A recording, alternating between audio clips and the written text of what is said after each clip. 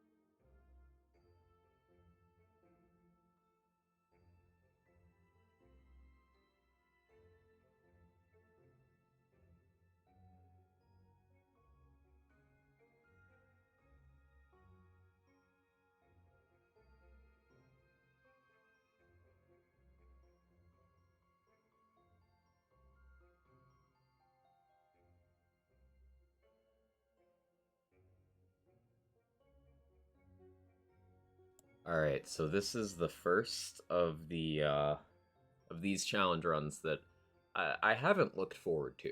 All the other ones have been like, oh, I can't wait to show you guys what I cooked up. Yeah, Kevin, I know. Um, this is the one where I'm just like, well, this is certainly going to be one of the runs of all time. I said screw it, by the way, and it's on Chaos 20 right now. I just want this over with. I just want it done. We'll go back to having fun with, like, the other runs. So I still haven't decided if I want to do, like, a Ghostblade and a Blizzard run. Or not Blizzard, ugh. Ghostblade and Dreadwind run. Um, Action skills we haven't done. We haven't done Ghostblade, Dreadwind, the Spell Shot ones,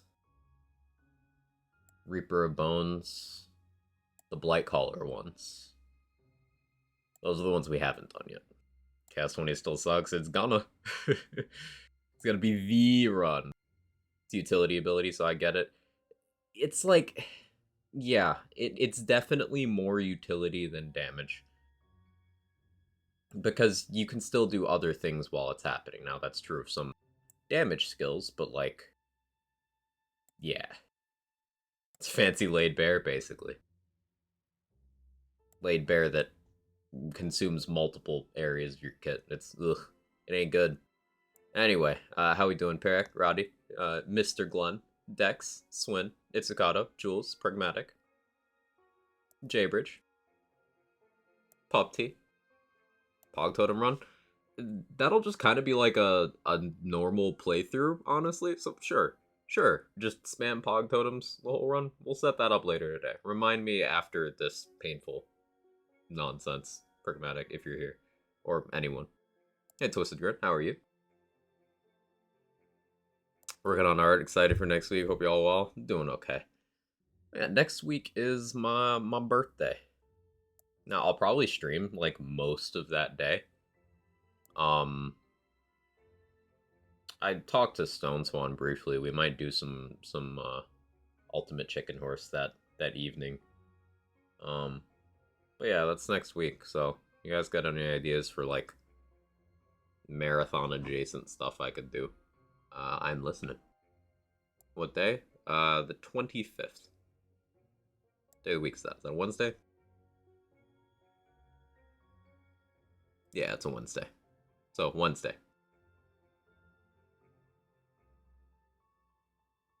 Came for the blizzard, staying for the pain. Yeah. Wednesday. You fun to do some old school times 10 takedowns again? I like the way you think. I like the way you think. Celebrate real good. Yeah. Alright, so.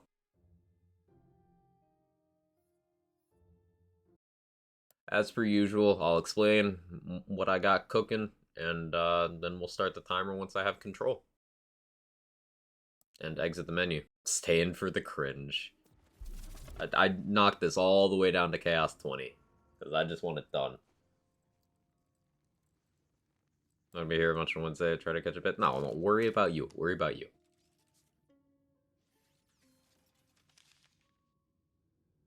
Using guns too? No. No. Well, you know, outside of the utility ones. I'm gonna chuck for Stampede. Also, I have the thing equipped, but I'm not gonna use it unless it looks like my damage is a problem. Use the fuck out of Quag Cryo today. Mm-hmm. So the thing with this action skill is it's clearly designed so that it's supplementary damage. But like unlike other action skills that behave that way, such as Bog Totem, it is not balanced to be able to kill on its own at any reasonable rate at all. Okay, yeah, I'm sneezing. I'm sneezing. Allergies. Um, so yeah, it's just, it's not good. Blizzard or Barrage, if you are doing other things while Blizzard's happening, yes. If you are not, then no. So, like,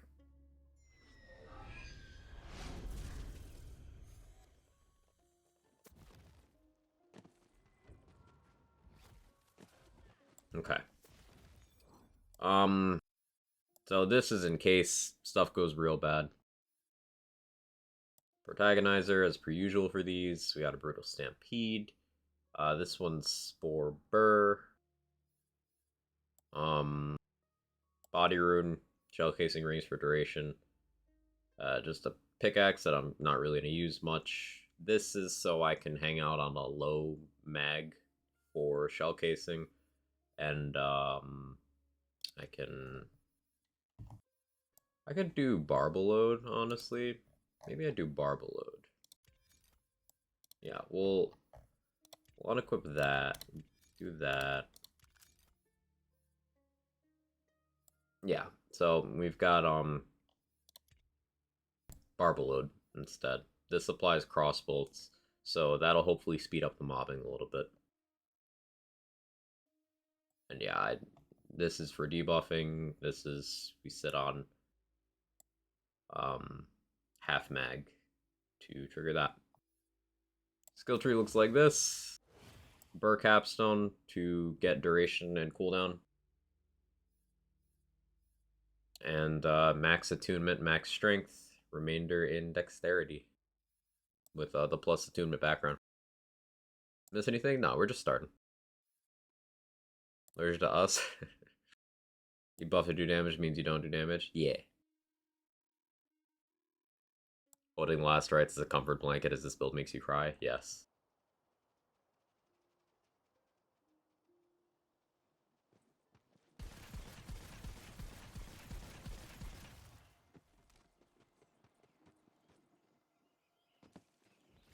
I could use the buff for the movement speed, honestly. Fuck it. I don't have to damage anything yet.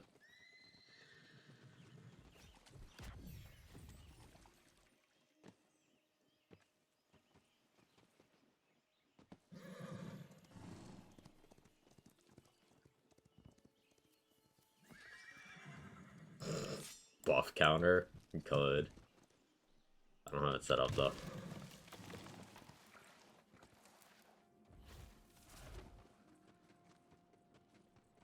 Gonna be so many blizzards.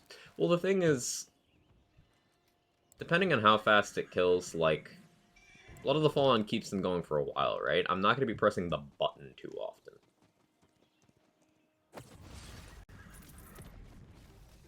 See, like, on C20, it kills. It just takes a while to get to them.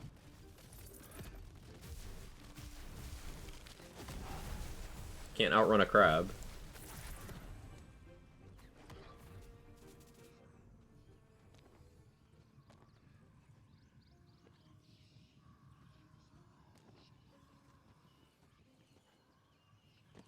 So you're still working on this run on your birthday next week? Pain. It's gonna be so nice when we're not in this run. Stopping before sleep. Hi, Quag. Bye, Quag. Hi, Zen. Bye, Zen. I appreciate you stopping by. Good to see you. Honestly, a lot better than I thought. It's Chaos 20, and remember, this isn't even launched Chaos 20. This is post-difficulty rework Chaos 20. So, like, I probably should have gone 35. But, like, it's also Blizzard, so... Here's the part where I wait for my cooldown to come back. Oh, the mushroom's actually going to kill things. Didn't account for that. Hey, thank you for the primes, then. 23 months, a long time. Boom headshot indeed. Thank you, thank you, thank you. Hey, kitty, how are you?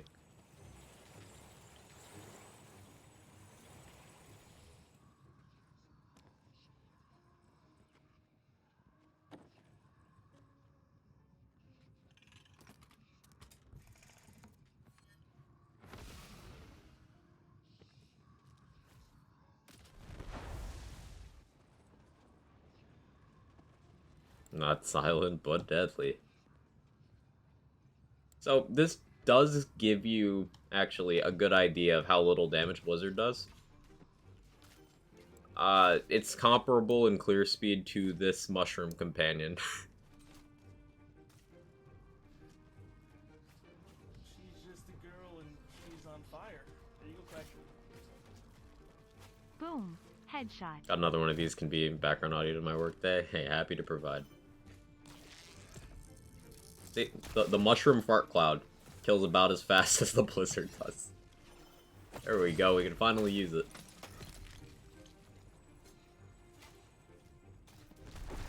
At least this can be in multiple places at once. So like, if we get a bunch of low HP ranged enemies that are all spread out, then maybe does okay. Okay, you see, that wasn't bad because they didn't move.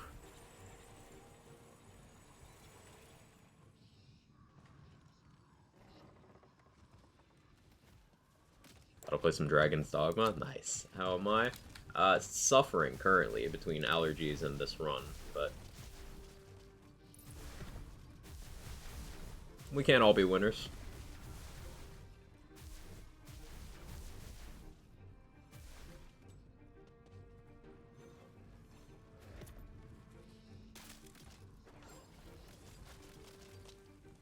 They are following me.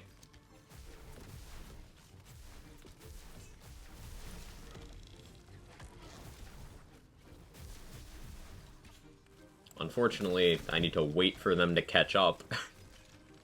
Oh, this is gonna be so bad.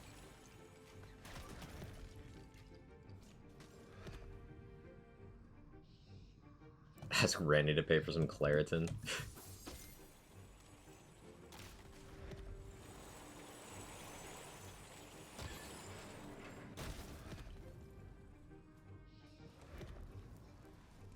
Melda may be actually impossible to build. I don't even know if Blizzard hits a Melda at all. Like, she is impossible with some action skills. If you were to only use that action skill, but like, I don't know. The Blizzard's not going to catch up, is it? It is not. Oh, we're back to waiting.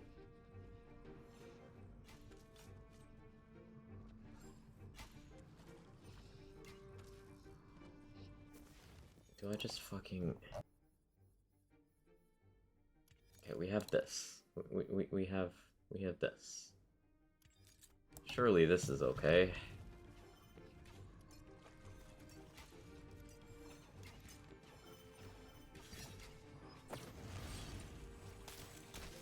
We'll do this instead. We just lost, like, so much damage, but being able to actually use the skill is honestly more important right now. Just look at us getting walled before Ribula by having to wait. Those are early on quality of life one. It's been so nice to have.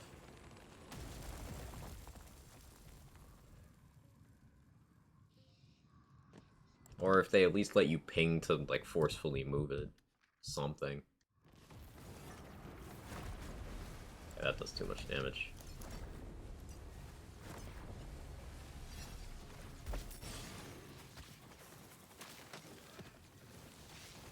Okay, here we have, Blizzard struggling to kill Ribula on Chaos 20. It's utility. It's utility.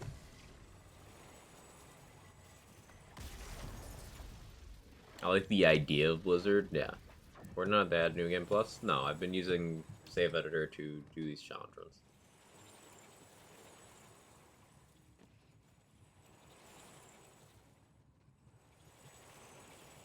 Perhaps Infernal Wish does double up random on the projectiles, any of their guns.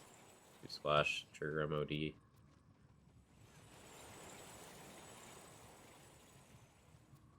I mean, technically Mongol, I guess. Any launcher that has, like, child projectiles.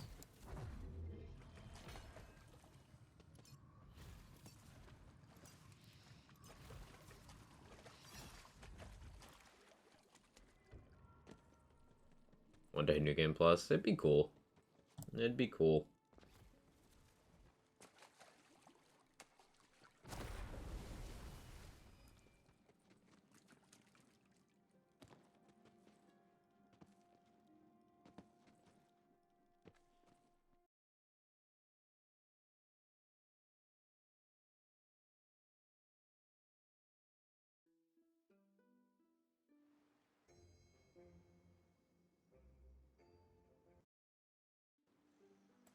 Okay,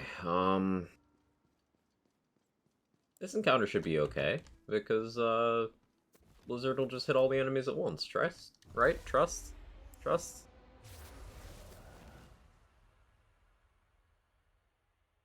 It's, I don't know, man. It's already got me feeling some kind of way. Okay. Well, I can't use that. That does way too much damage. That's a volatile pickaxe with no melee investment whatsoever. Just...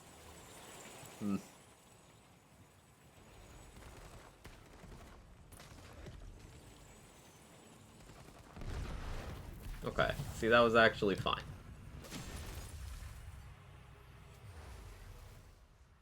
Expecting Blizzard to do anything some major quagium. Listen. It's good when you're doing other things while you're doing it. And good is a strong word. It's acceptable when you're doing other things. Like, I would still personally rather run, if I was going to do Spore gun stuff without From the Shadows on the table. I'd be more likely to use Blizzard than Barrage. Because Blizzard allows me to have better enchants, and it allows me to, do other things. I know it's not released C20, but man, it's so tame. Yeah. We have Plague Storm. We have Plague Storm at home.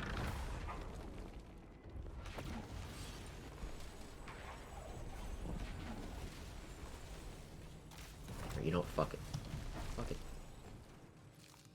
I'm just gonna go to the end of the area every time and just wait for everything to be dead. Hey, Functionist Prime, how are you? Chances Blizzard enable ASA? Yes. Because we get the damage reduction from Called Shot while sitting here ADSing. And we get our weapon shield. So we just go to the end of every room and we ADS until it's over.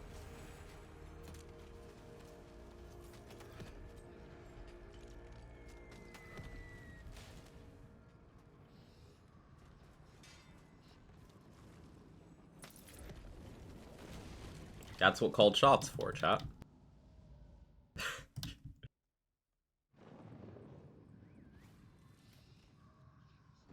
Using Called Shot? No, we don't have Called Shot. You imagine. Yeah, I don't have it.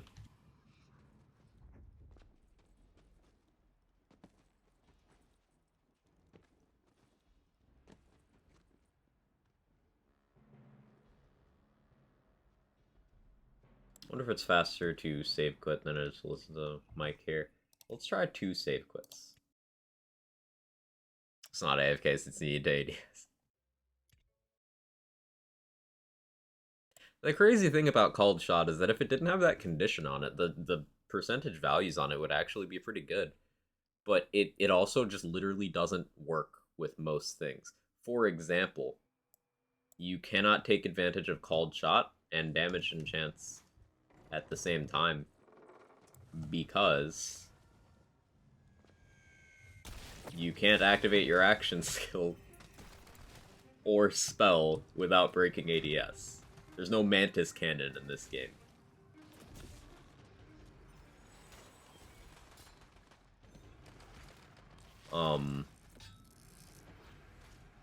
So, like, what? I guess he technically could run all ASAs with Blizzard, but they divided the time it took for the bonus to build up at 10 would probably be actually usable. Proof of that, in Back 4 Blood, there's a few cards that give you desirable bonuses the longer you ADS, but they stack up like every third of a second to like far fewer stacks than Called Shot. Called Shot is the Art of War problem again, but like on an even worse condition somehow.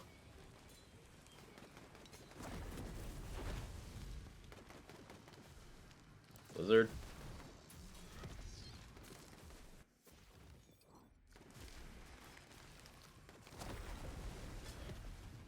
Blizzard, where you at, buddy? It's not here.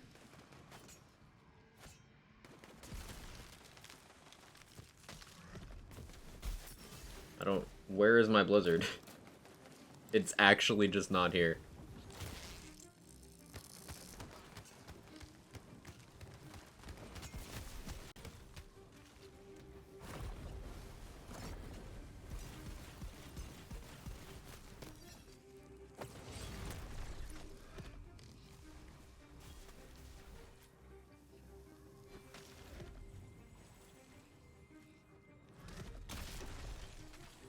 Look on the pain though, gotta go back to studying, have fun. I won't. Good luck with studying.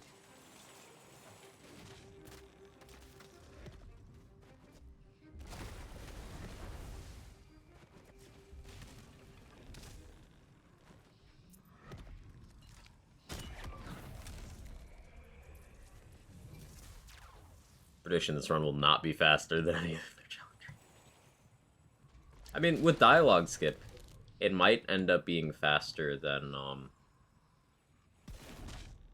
a couple of them.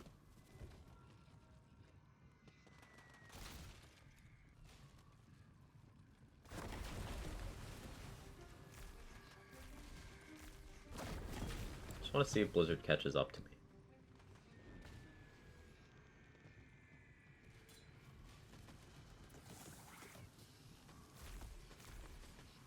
It's not gonna catch up to me, is it?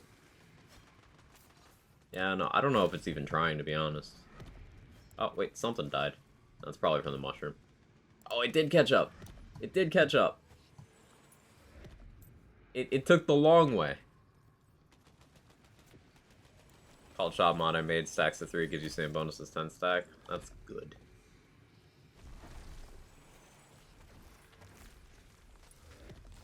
Because at that point, it actually gives Spore a second survivability skill. And ADSing to get your 3 stacks is a lot easier than ADSing to get your 10. Like, you can feasibly ADS and then start shooting without waiting, and you'll get it by the time you're done with your mag, which is good. As opposed to now, where you don't get anything, and then you reload and you lose what you did build up.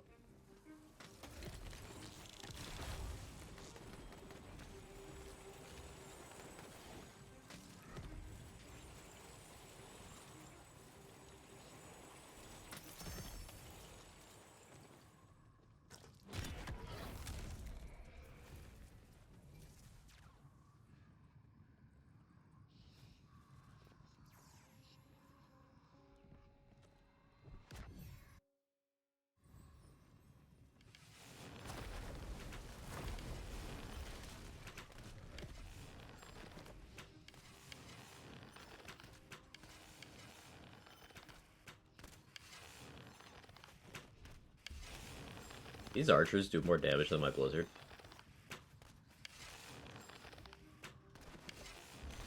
About the same.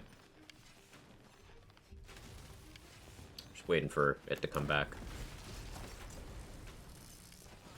I didn't get too much of the mods. Yeah, I was staying away until the go-ahead was given for self-preservation reasons.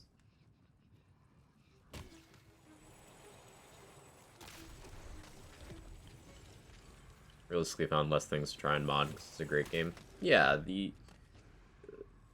headroom for like quality of life mods and stuff is a lot less than, say, BL3 or BL2, for instance. The things people would want to mod in are things that are not like in the realm of hotfix mod possibility for this game.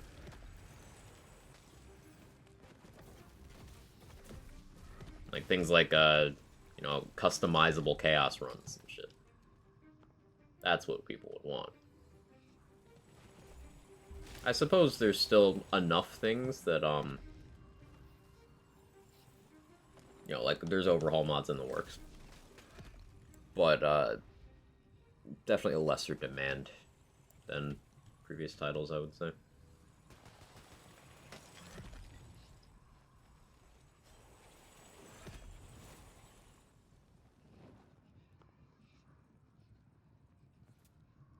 You sure about that?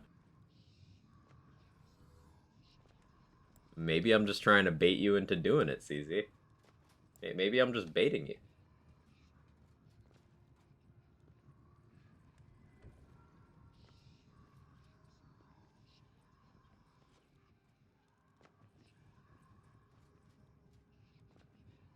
There was someone in the modding channel discussing mods and involving editing the pack files. Not sure how much headway has been in their own. Yeah, I haven't kept up with that whole conversation.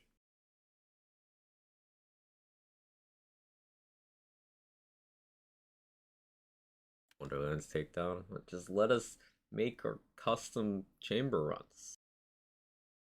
We could do actual time trials with that.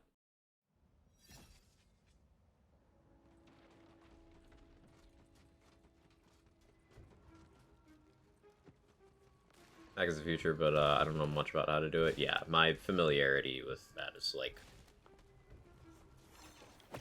what you've told me.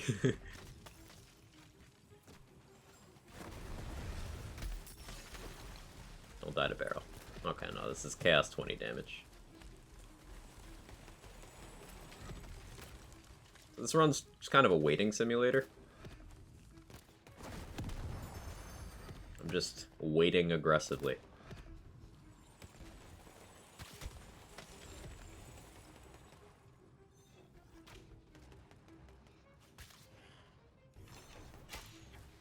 Hey, homie data.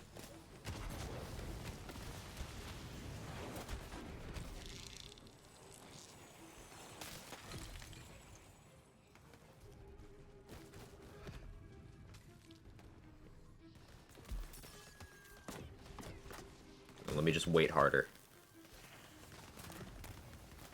Don't knock me into the water.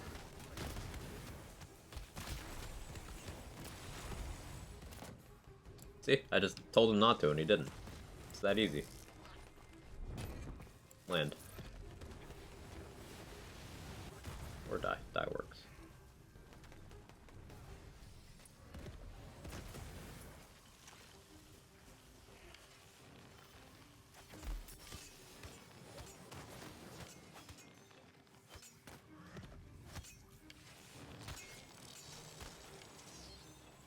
I unironically think that a Shield Nova build would be, like, more efficient at this Chaos level.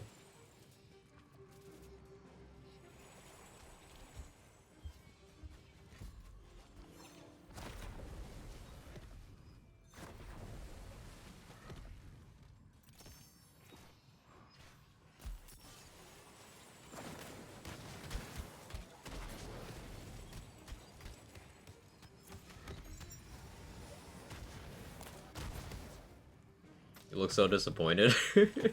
It's just like... This is still effectively the tutorial vocal. I'm just like... This is a cool action skill, and it's one of those things that on paper has a lot of what it needs to be good. It's just, As Swin said earlier, it's just kind of more like fancy laid bare than anything. You use this to apply stuff, not to kill stuff. So trying to have it kill things is, it's very clearly balanced around me participating alongside the Blizzards. Which is, I don't think that's what people wanted from this skill. At least it's not what I wanted from this skill. Because as proven later with Blightcaller, you can just have both things.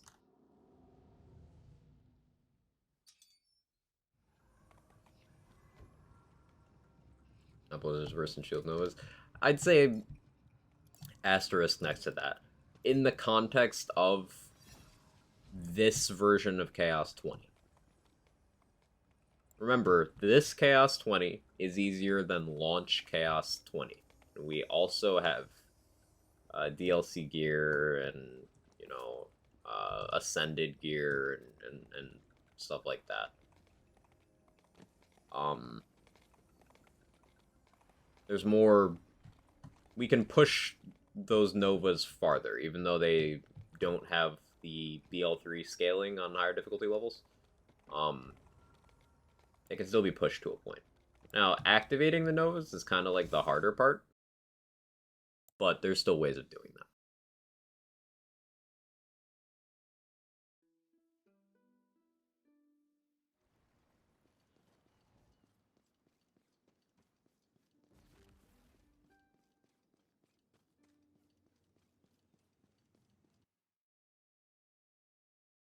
Like, a Storm Smite only playthrough would be better than this, probably. And that's weird. That doesn't make any sense.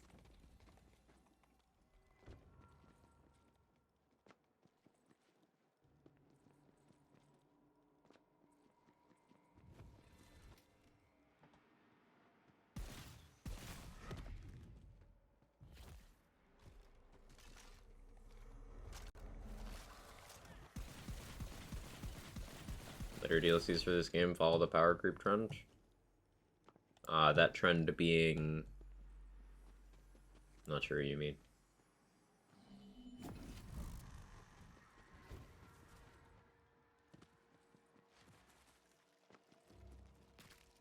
Actually, lol at that at my desk.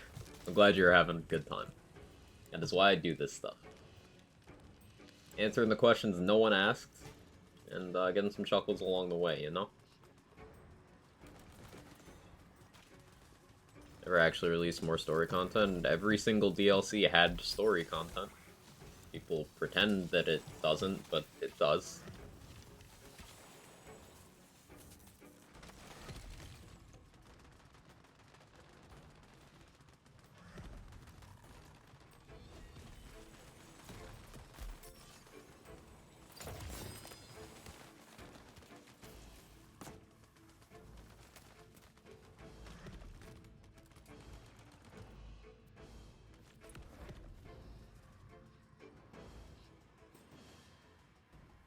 Trend Borderlands games have towards DLCs being the exclusive source for making several build-defining items. That's not a trend that exists, Homie Data.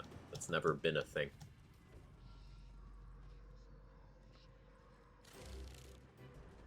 DLCs are no more likely to have high-quality items than base game is.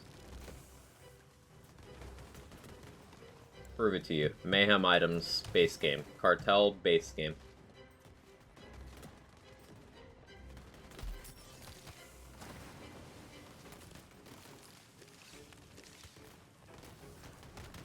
You know what's DLC? The Chandelier.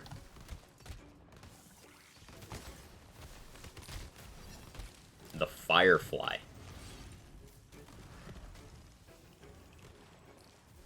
The entirety of Borderlands 2 just kind of speaks for itself. I don't need to address that.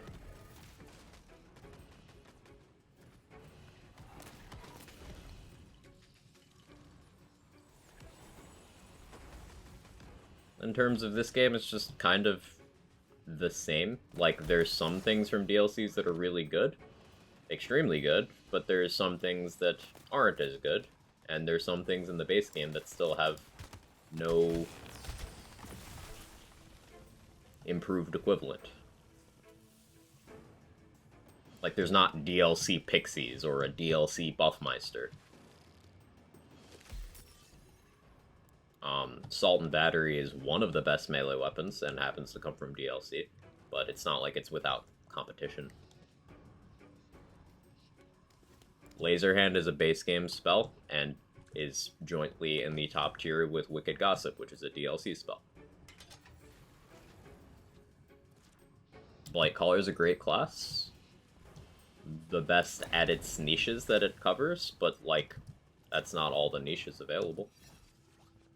And it's not like you can't do those things with other classes. It's just... It's one of those things that people said until people believed. This whole DLC power creep thing, like, yeah, in isolated cases, but it has not ever been and will likely never be a trend.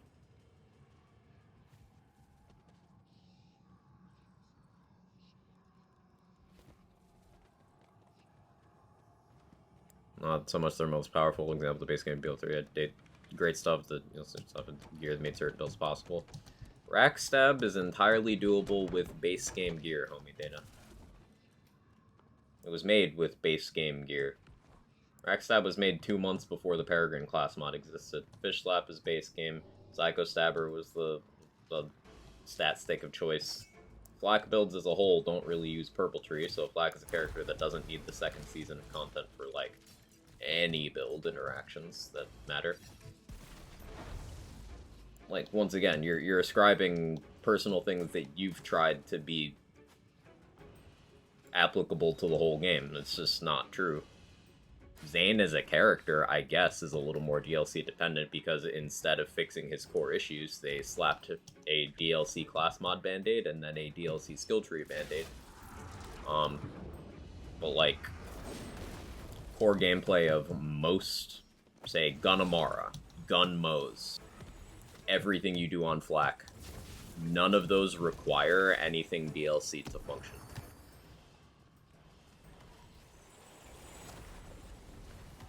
There's a couple gameplay tweaking things, but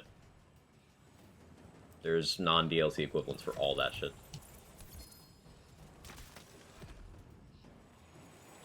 Same's true in this game. It ain't different.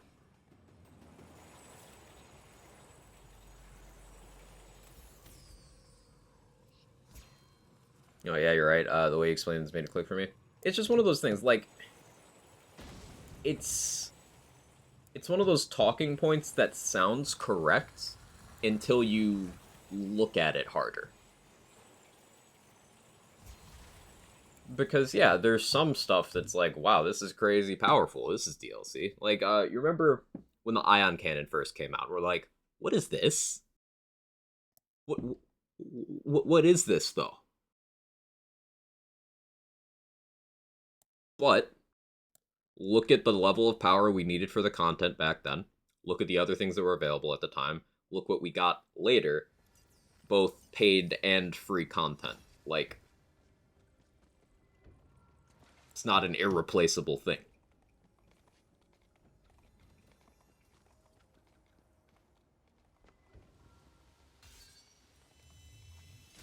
But it's a lot like the sensationalism behind, oh, they only nerf things all the time, when multiple people, content creators and not, have made full breakdowns of the entire history of balance in Borderlands 3, and at no point have they ever nerfed more than buffed. Never. Literally never. But that doesn't stop it from being something that people say, because on first glance it sounds right. Or at first listen, I should say. Excellent, nailed on that without knowing it was based on what I was set up trying Zane. Okay, yeah, there you go. Zane launched in a state where he required a systemic overhaul 2 months into the life of the game. And they gave him that with the Maliwan Takedown update around then. And then he still needed more, so they gave him a Seeing Dead in DLC 1. And then that was the main band-aid until DLC 5, when they gave him more band-aids.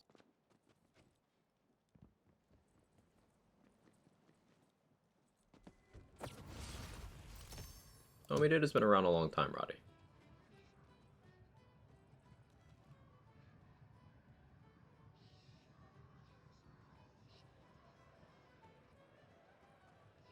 Someone who is a good conversationalist. As I'd say the regulars here are. Kind of people I like to surround myself with, you know?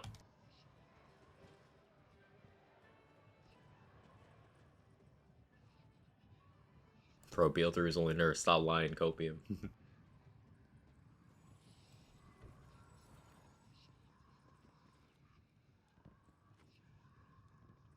Santa Mel doesn't know, second phase is yes. So same as Ghostblade, then. Or I suppose Dreadwind would be more accurate, because Ghostblade can technically hit her in Phase 1 extremely briefly, like, as in, while she's teleporting, which is as cursed as it sounds. There for the 10 quad kill? Yeah, I was there. That's cool. Remove the health gate and got it on, like, the second try. Yeah, I was there. That was satisfying. I also now see why you get so upset whenever someone mentions, have you tried Revolt their glitch?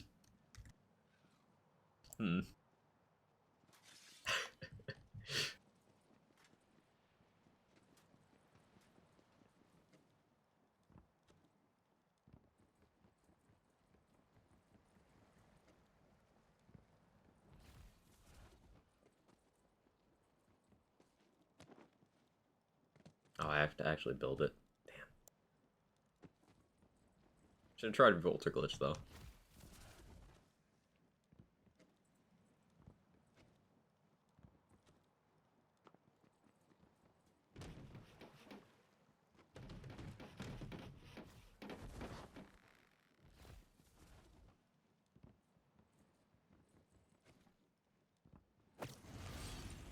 I also like some of the conversations that were being had around, like, BL3 balance in theory there, and I maintain that this is one of the reason that Moxie's one of, like, my preferred content creators, like, his size.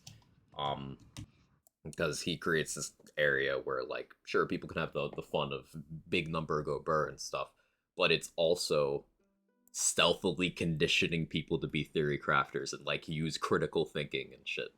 And that's not something that most creators of his size will facilitate in a community.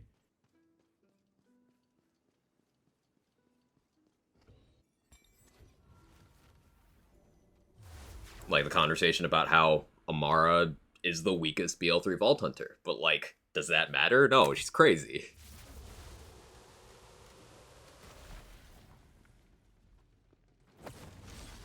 Weakest does not mean bad.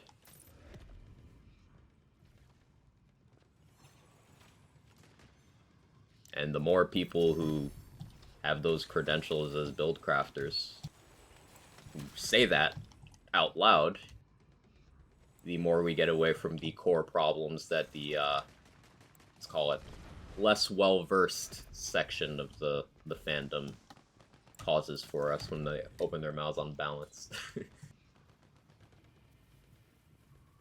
Yeah, 10 quad on Graveward. 4-player stuff.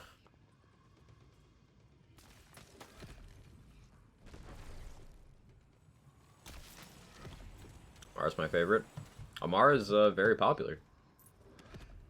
Goes to show you that you don't need to be quote-unquote strongest. And, like, let's talk about strongest. What does strongest mean? Fastest clear speed? Well, that's dependent on activity and rule set. Biggest damage number? Again, dependent on what exactly you're doing. Like, how do you define it? Not everyone's going to define it the same. Amara's the weakest, always has been. With the exception of 1 week. 8 days of the game's life. There was 1 week when Driver first came out, and 1 day when Muse first came out.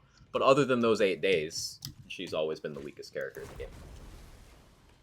And yes, you didn't have problems because she's strong enough. More than strong enough. Very first build I looked up and used was Ricochet Witch, a multi-LA glitch with recursion. He got me hooked in one of his science vids at the time. Through there I found Cheese, and through him I found you. I love that pipeline. Yeah, I first found Moxie when he was still below 100 subscribers, I believe, on YouTube. And he was using a Brainstormer in the Slaughter Shaft. And I was like, this gun goes so hard. So then I went and got a Brainstormer because of Moxie.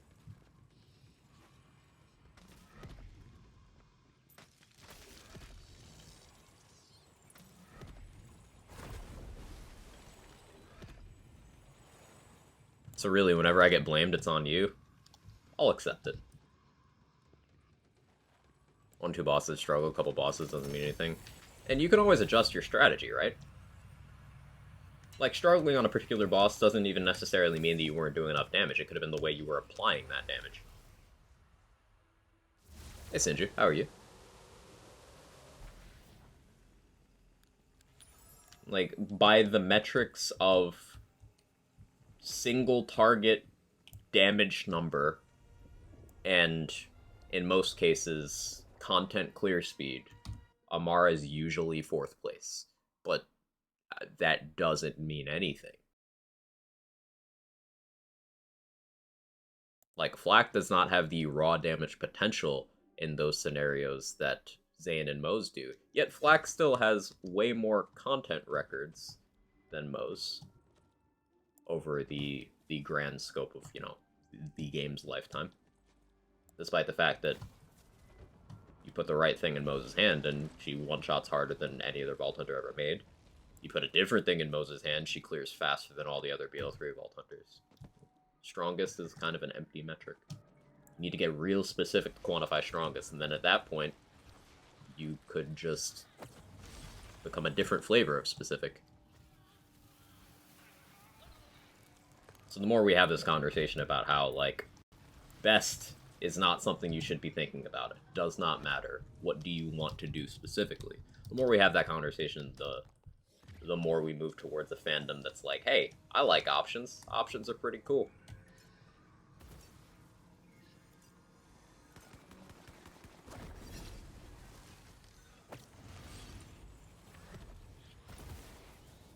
Doing the unsleep thing. How about me?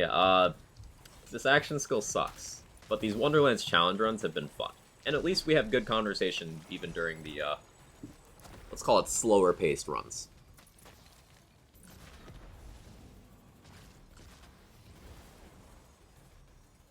Sure, I was entirely my own, just didn't like respecking because I'm a stubborn old millennial. I love respecking. That's why none of my characters in BL3 have any money, except for Ragstab.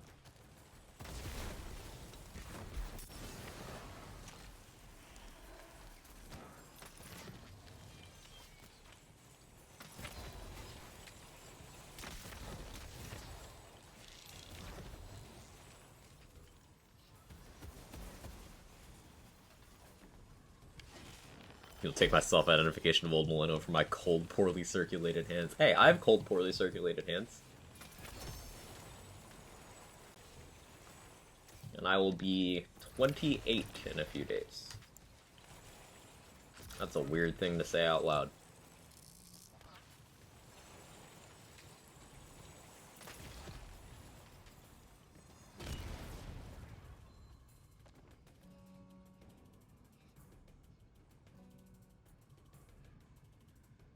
Watching y'all makes me think more about stuff even related to skills and gear, shot placement, positioning, something I never considered build performance, so I'll start paying more attention. I mean, shot placement is one of the most crucial things to FPSs in general, but even when you look at subversions of FPS mechanics that still have you playing gun builds, stuff like Anarchy, Gauge, Hustler, Eraser, Zane. You still need to place your shots, you just use a different system of logic to where you place those shots. That's, I think, why those are interesting and popular despite being gun builds. Anarchy, Gauge, and also Eraser Zane, because you're still doing gun stuff, but it's like different rules. Still need the same skills, just applied differently.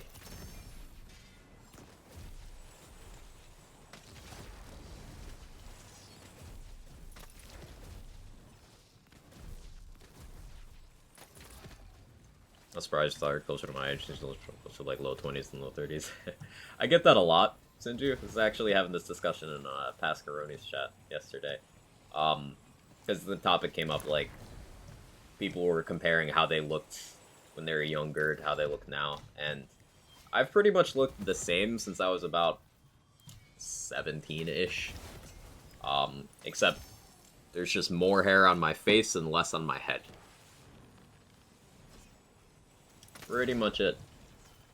In fact, 17-year-old me has, like, 15 pounds on 27-year-old me.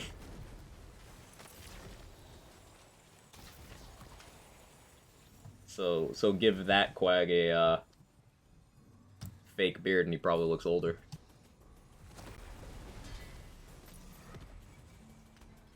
Someone told me I look 40, I'm only 30. They're just saying you got DILF vibes. Easy.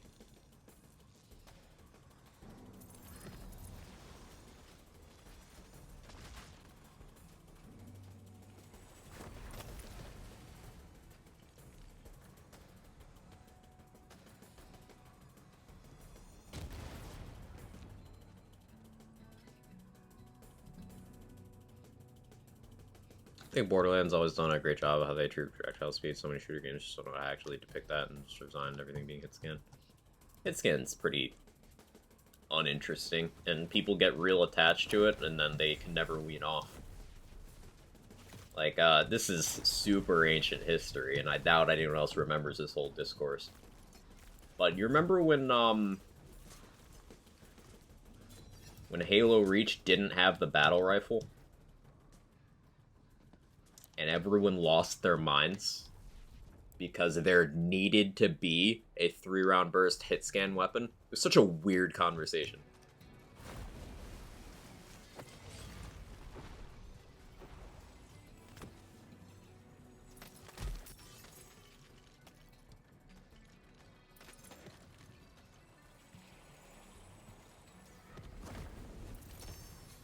Like, people fixate on odd things, and I think non-hit scan projectiles create a little more gameplay because you need to gauge your range, lead your shots. Halo uninitiated battle rifle. Battle rifle is a 3-round burst weapon that is hit scanned and is like considered core to the PvP side of the Halo scene. It was one of the, if not the most popular weapon in Halo 2, where it was introduced. And it was obviously popular again in Halo 3. And then Halo Reach said, hey, we don't do that here.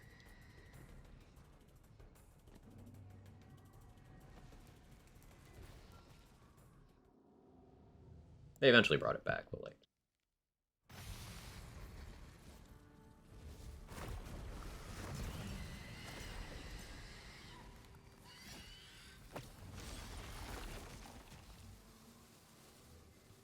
Halo Reach, the game designed with exclusively fun in mind. That game was so... Yeah, like, that's the perfect description of that game. They're just like, hey, you want to enjoy this video game?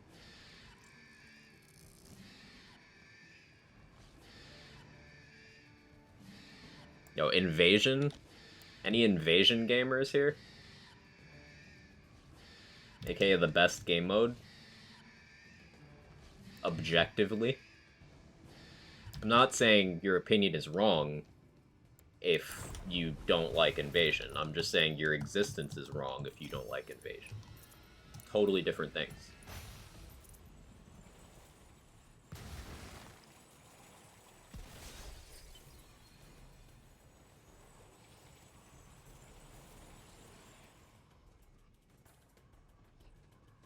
Distance is wrong, I forgive you. Was the core of it its functionality or its place in the game? Like, did they just want hit scan, or is it removing a bolt rifle from any 40k game? It was the... Like, it was a combination of both, because there's traditionally behaving, like, ballistic weapons in those games that do still have a travel time. Not all of them were hit scan. But many of them were. Like, the sniper rifle, hit scan. That didn't go anywhere.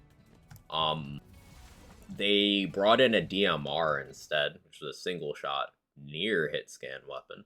Wasn't actually hit scan at the time. I don't know if the modern one is hit scan, but back then it wasn't. So like they brought in a differently functioning equivalent that actually worked out to be almost identical in competitive play, with the exception that you needed trigger discipline because of reticle bloom.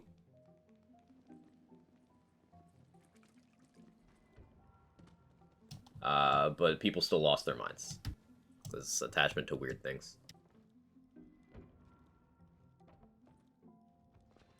Remember everyone and their mother complaining about Bloom and Reach? Exactly that, pragmatic. Instead of the always accurate hit scan, zero thought required BR that was just click heads, we had the DMR, which required trigger discipline, but killed at a comparable rate. Like, it was even plus or minus 1 number of trigger pulls, time to kill wise. People got weirdly fixated.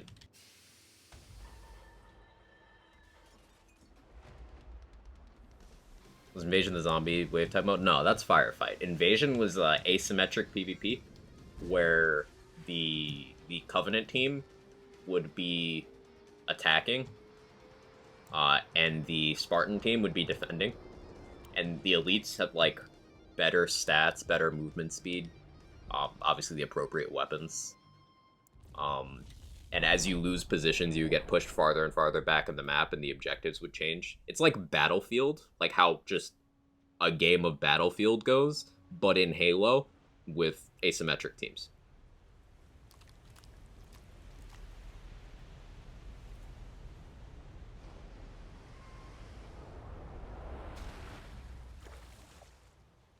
Hey, Ara, how you doing? As long as the gun wasn't being called the same thing, at least it was maintaining the spirit and feeling the original is all that mattered. It wasn't being called the same thing. It was just, they took that one out, just wasn't in that game at all, and then they put a different thing in that kind of filled the same role, but intentionally different. And then people cited it not being hit scan as it being bad, but it was really, they didn't want to deal with an extremely short projectile travel time and reticle bloom. Point is, games are more interesting when you don't have that in the first place. Because then people can't whine when it's gone, because they don't actually care about it. It's just a scapegoat.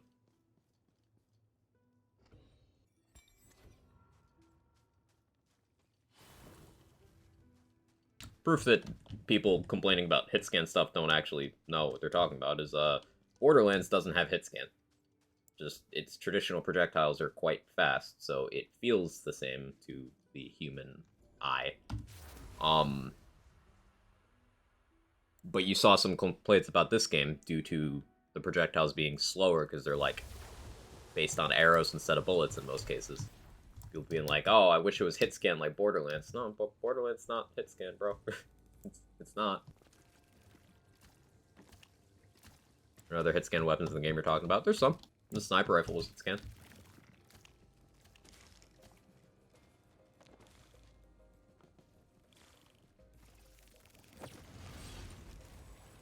I can't remember if the pistol in that one was, because the pistol in every Halo game is wildly different, to the point where it's kind of a meme.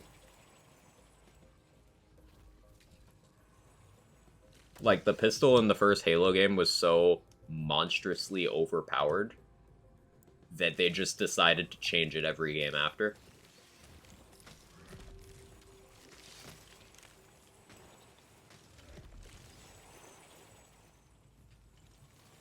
Still remained good in most of them, just had a completely different identity in each game.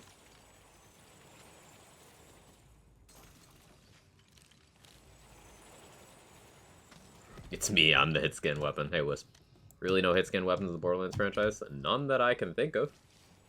So people will see, like, a traditional bullet-type weapon in Borderlands that they click button, bullet goes where they pointed it, and they'll be like, this is hit scan. No.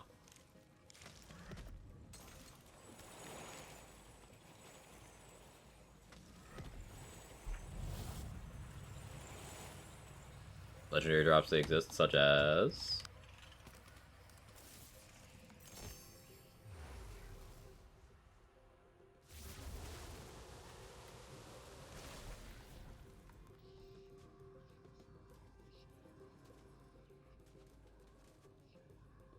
like, BL3? This game? No. Before that? Possible. I'm not as well versed in the ones before BL3. Morning, Ember. How you doing? All weapons in Borderlands are projectiles instead of hit scan. I want to see a parry mechanic now. We have So we have enough parry-adjacent things, Wisp, that I don't think a parry thing would be disruptive.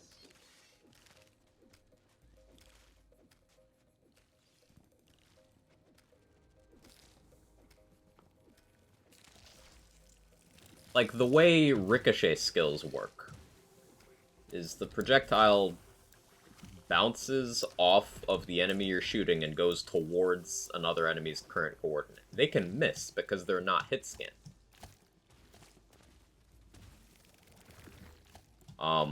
The frying pan in this game. The frying pan, if you swing it, while you're swinging, projectiles will reflect. You can see them moving. Hey P-Wolf, how you doing?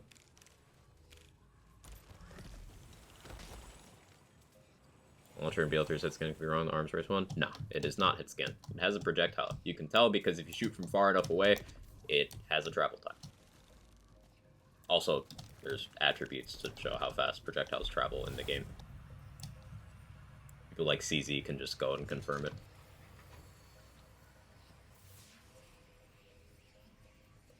In Wonderlands, is there a class like Gunzerker? What do you mean like Gunzerker? Which aspect of Gunzerker are you trying to have?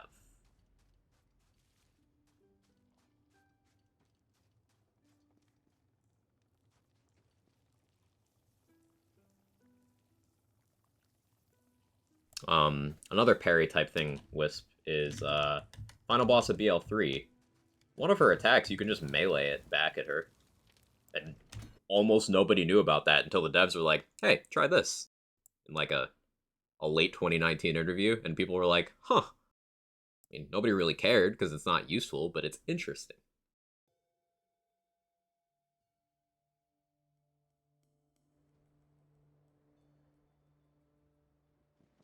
Right up in their face kind of aspect. You can do that with just any of the classes. Varying degrees of effectiveness, but like, you're gonna have to narrow it down a little bit more. Berserker is seeming like what you want. Berserker gets a damage bonus and survivability increase for being close to enemies, so like, that's a thing.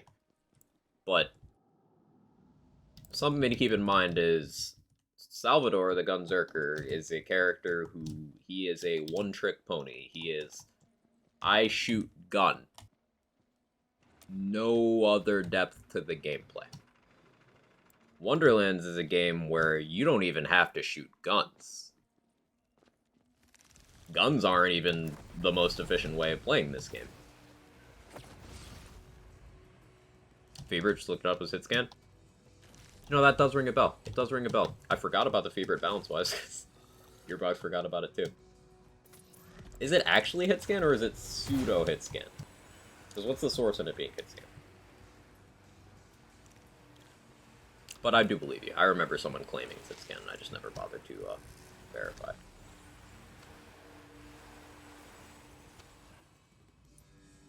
More ability based? Depending on the ability, yes, but melee is really good in this game.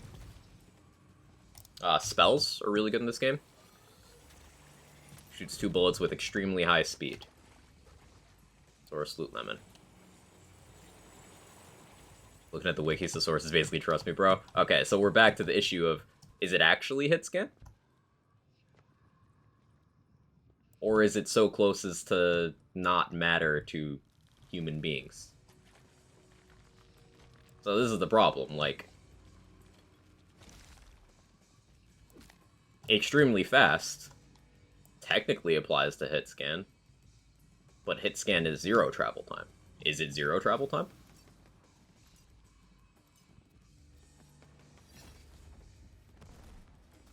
The answer is, does it fucking matter?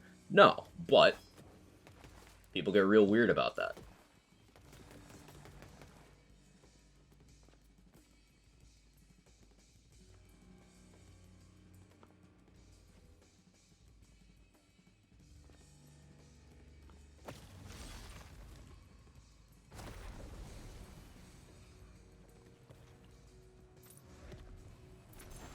By cleverly distracting us from the fact that he's running from Medieval Eye. Listen. My main method of dealing damage here is literally a gentle breeze pragmatic. I'm doing my best.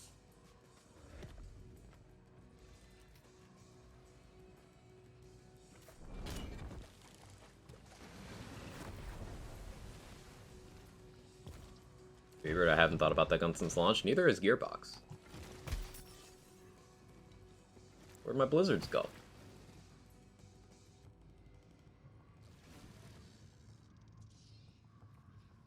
Blizzard's an action skill, I'm unfamiliar with it.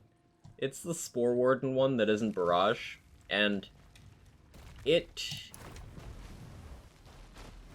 So I prefer it to Barrage if I am using other things alongside it. But if you were to use nothing except Blizzard, it's quite bad. This is Chaos 20, where a lot of things can kill.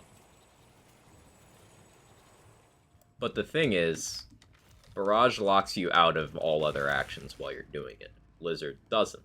So my conclusion there is that Blizzard is balanced around being a supplementary thing. A thing you do while you do your main thing. It facilitates turning on things like freezing enemies for Icebreaker. It keeps your ASA enchants on. You know, all that stuff. But on its own, see, I'm waiting for it to be in the same room as me, and it's just they're not showing off. And even when it does hit, the damage isn't fantastic.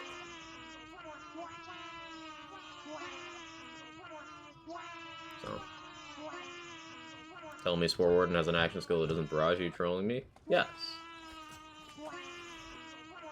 I'm trolling you because Spore Warden has no action skills. Because they're both terrible.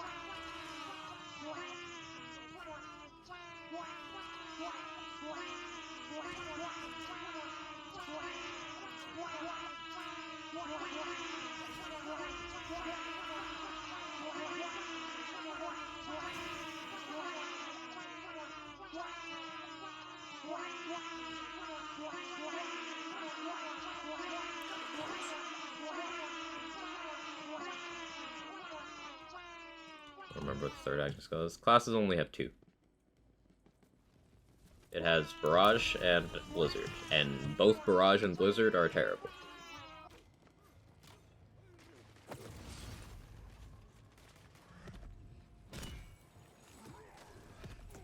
In a build where, like, everything is on the table, I can play how I want, no restrictions, I'm not just only using the action skill, I would take Blizzard over Barrage, personally. But if I was only allowed to use the action skill, then Barrage is preferable.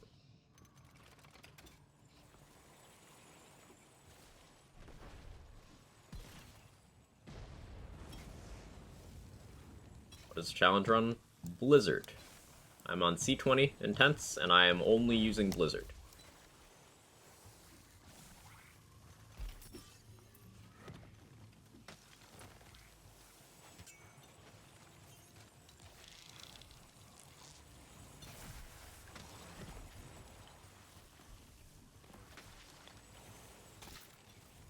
But Spore Fuse is impractical, is an RNG effect that requires crazy RNG to even get on your gun. Requires you to use an action skill that sucks to trigger it. And then for that action skill to be even usable at all on a consistent basis, you need to give up a whole other enchant slot because it has a 30-second cooldown per charge. So if you're going to use Spore Fuse, you are giving up your gun enchant, you're giving up your ward enchant, you're giving up your action skill slot. When you could just not do that.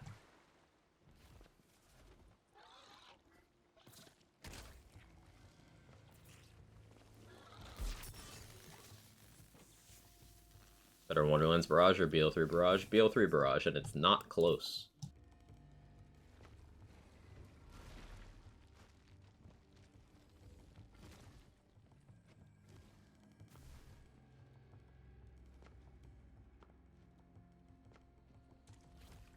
And I say this as someone who was like, I was super jazzed for Barrage before this game came out. And I still think it's one of the most cool looking and thematically interesting things, and it's got a bunch of stuff going for it under the hood. It's an action skill that scales with gun damage additionally. That's like monumental. That has a lot of potential to be really good and really cool. But it sucks. Its cooldown is abysmal. Its base damage is quite low. It's got a range restriction because of how the projectiles fan out. It's a two-handed action. Remember, one of the many reasons that Mantis Cannon is absolutely busted is it's a zero-hand action. Rack Attack is a two-handed action, and Rack Attack did not see nearly as much use until people started using it to trigger things like Nova Shields. It saw use, but not as much. Whereas if you look at things like Summoning Iron Cub, Moving Phase Flare, Moving Ghost Blade, Storm Dragon's Judgment, those are one-handed actions, and the ability to do other things while doing the thing is really valuable.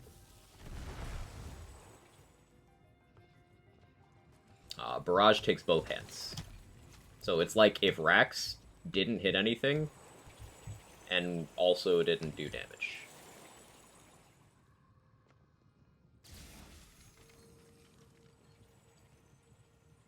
If you could charge Barrage to condense the Barrage, probably be a bit better. Yeah, that'd have been really cool. Yeah, Deck's on the same page, too. Barrage Clobber and Capstone sounds like such a cool idea. And it does. A lot of people have had that idea as well, and it sounds like it would work out well. But the thing is, Barrage has a 30-second cooldown per charge. Storm Dragon's Judgment, if you retract it immediately, has a 5-second cooldown.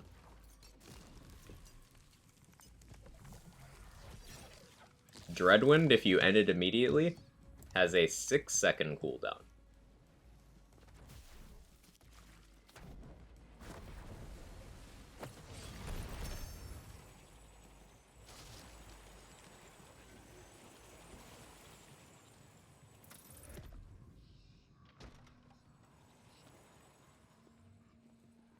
Like,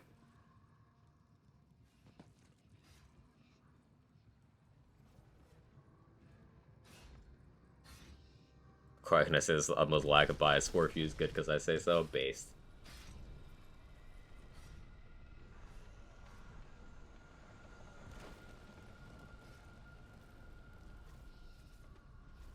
Borderlands 3 definitely is the best action skill system. Action skill augment's such a cool system. Just like, not only are those action skills cool when, you know, on a surface level, diverse, interesting. We don't talk about Gravity Snare. But then you have the augment system to take it even further.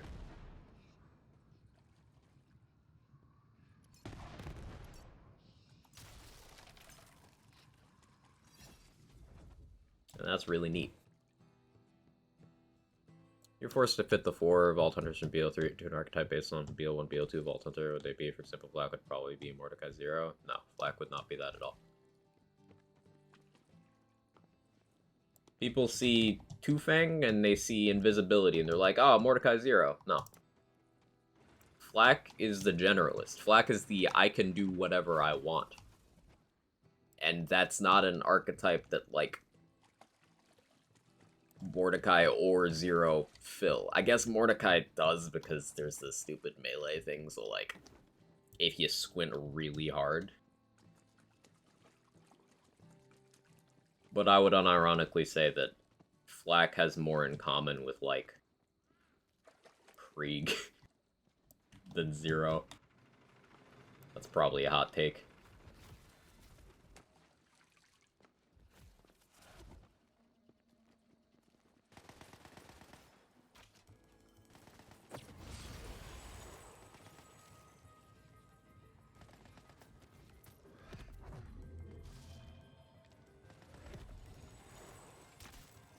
Closer to Axton.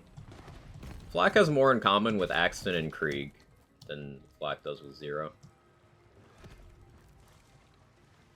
New class added, how to describe what the class brought to the table. Very good at guns, very good at dots. And has some very unconventional action skills. In fact, the best non-gun character? Yes. And the common thread with Axton is, big focus on aggro manipulation. Axton's turret, Flak's pet. Axton good with grenades, Flak good with grenades. Krieg has build diversity, Flak has build diversity.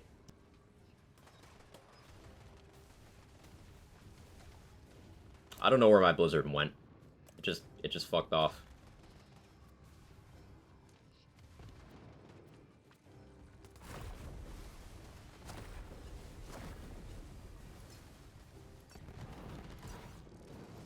Love dot stuff. Yeah, Blightcaller does dots extremely well.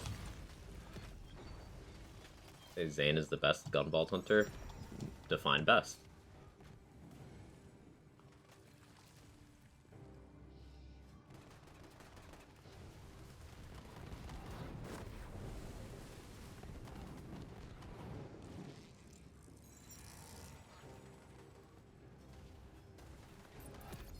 Flak has grenade skills. Flak has damage that applies to grenades.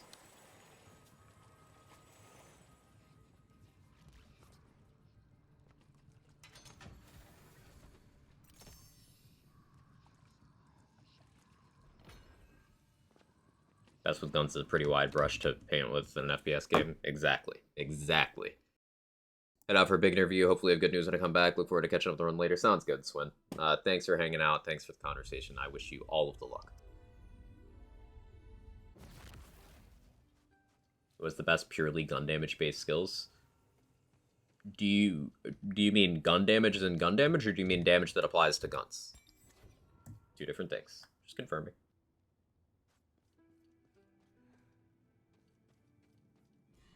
Black good with grenades? Yeah, that's an understatement. 1200's best with speed dating? That's a good question.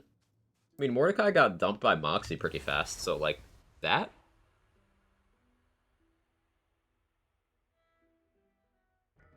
Something like Anarchy, I guess? But, like, so you mean the stat gun damage? The type of damage that only applies to guns? In that case, it's 8. Violent momentum is batshit.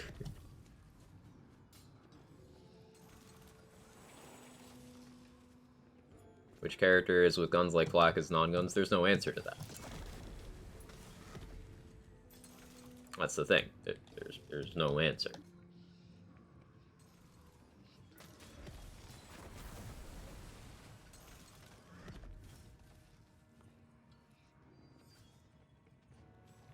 Gage can make enough robots to date all the people. That is true.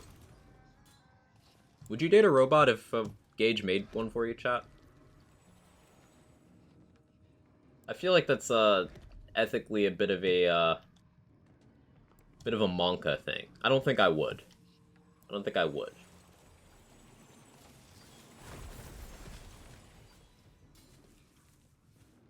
Doesn't make sense to me? Okay, how does it not make sense? And, like, what does best mean in this context?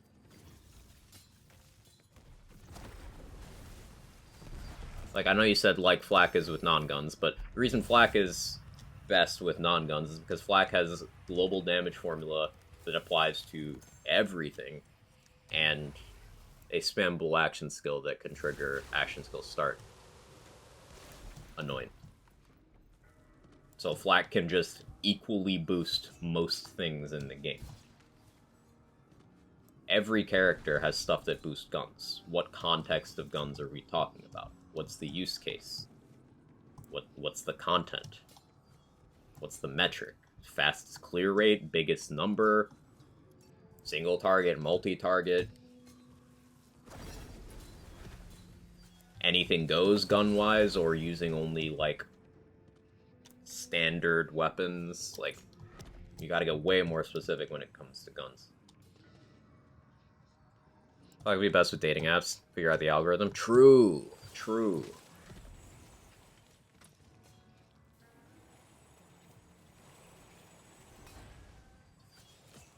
Explain to their kind of... Well, I explained the way I would need you to specify for me to answer that question.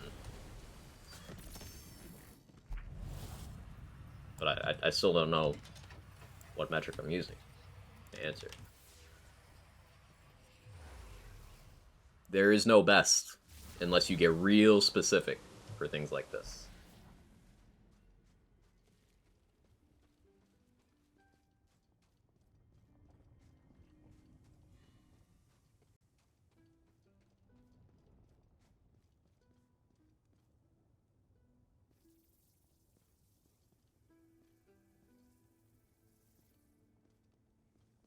Confusion was how Flag can be best non-gun and you can't name gun. Yeah, Flag just has global damage boosts to a degree that other characters do not. Mose gets the closest there. Hey, Soccer, thank you so much for the raid. I appreciate it. How'd your stream go? Welcome, welcome, welcome. I'm surprised you were live. I live under a rock, apparently. Hello? It was a shit show? Oh no. Not go well? Pain.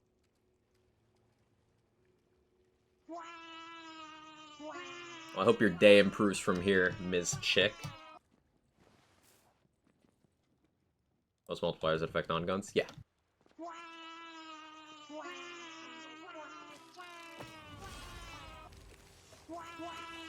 For anyone joining who doesn't know me, hi, I'm Quag. I do builds in games and I do challenge runs lately.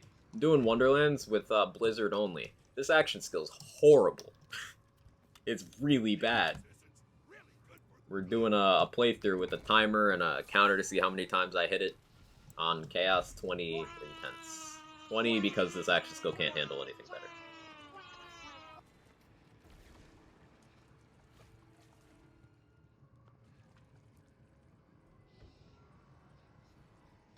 His highest multipliers affect gun damage and gun damage only and nothing else. Yes, if we're talking about gun only, with an asterisk next to that because short fuse is a skill that exists. Yes.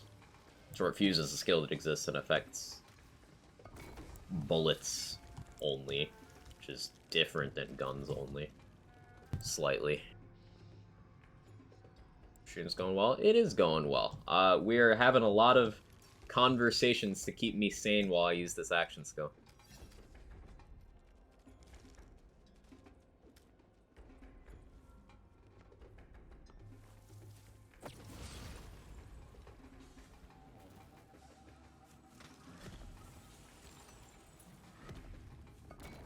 Honestly, my requirements, I'm not sure what they are. Hence the problem with people just throwing around the word best. Best for what? Best by what standard? Best in what situation? It's an empty term if you can't define it. Now, favorite is an entirely different thing. This is my favorite. Okay, that's subjective. Totally encourage playing favorites.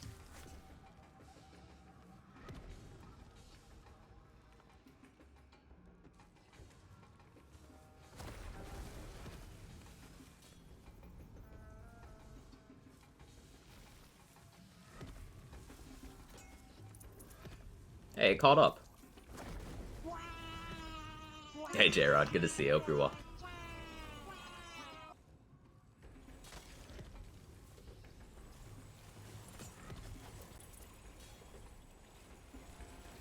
How you doing today? Suffering through this action skill. Otherwise good. Otherwise good.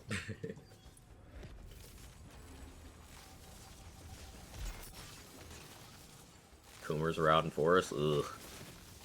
Ugh.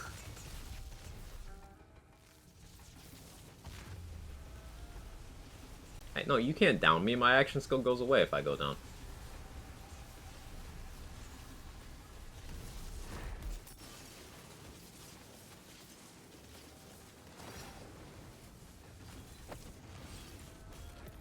Cannot wear shorts on the internet. Oh, it was one of those kinds of...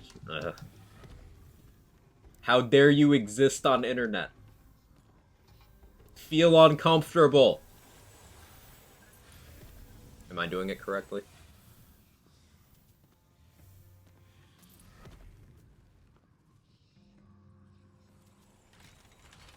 Zerafa won't even lie. Genuinely fucking infuriating. I'm sorry I had to go through that, Soccer.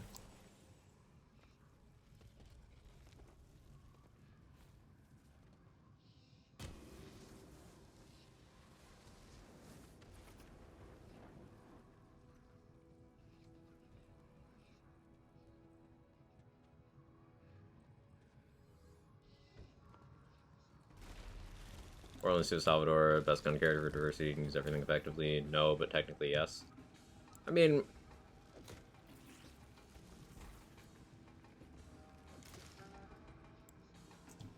I get what you're getting at, Sinju. There's a bunch of asterisks there. But if we were to speak about it in the shortest of form, then yeah, that's generally true. Strippers have lower halves of their bodies. No, we're just mirrors. So everything you're seeing up here is just inverted for me on the bottom.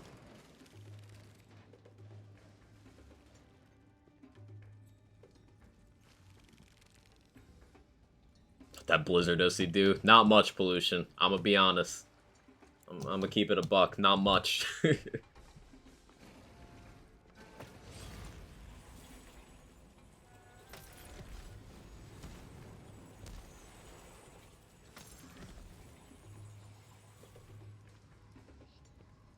Is C20 is it tolerable at this level? The biggest thing is we're still having to wait. Like, often it'll just get lost, and we'll have to wait for half the duration, and then we'll have to get the cooldown back as well. It's killing things still slowly. Like, look how much damage this pickaxe does. See, we got this chunk. No investment. We get that chunk from this volatile pickaxe, right? And when Blizzard eventually catches up, look how many ticks it takes to do that damage. Like, is wild.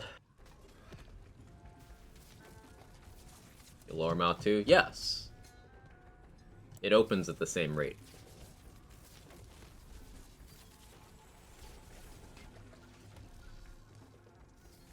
Don't believe Sal is more diverse when it comes to guns than Axton.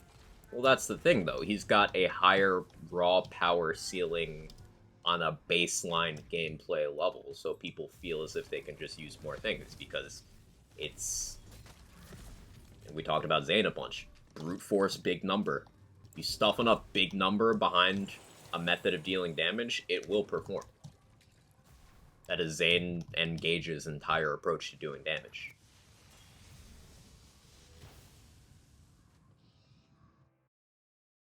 Those are not a good skill. Is both thing better? Barely, and depending on what metric you use. So, like, if you were to use only Blizzard, standing there not doing anything else, Barrage is better. If you start to do anything during Blizzard, it's better, because Barrage does not allow you the option of doing something during, because your hands are busy with Barrage. But during Blizzard, you could say, shoot a gun, cast a spell, swing a melee weapon. Under those circumstances, Blizzard is better. But if you don't use those things, Barrage is better. They're still the two worst action skills in the game. Like, they're competing for bottom spot. So.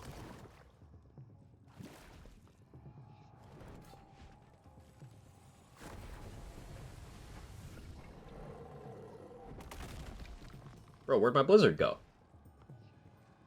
How did you fail the... Are there certain animations you can't hit drill during Blizzard? No, No, I imagined that. I imagined that.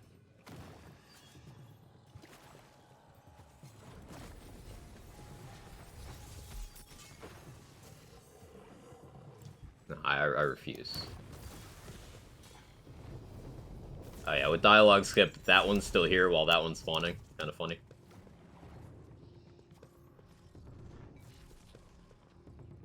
At least you can aim Barrage, that's something.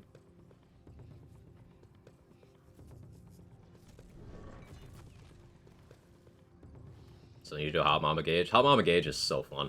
It's not good, but it's fun. And I'd argue that's what matters.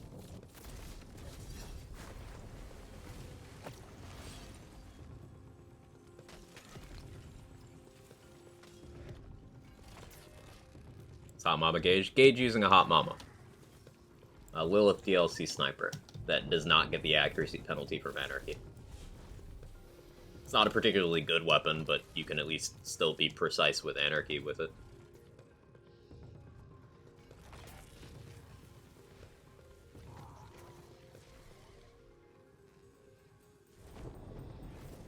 Spore Burr build. Spore Burr is workable for guns.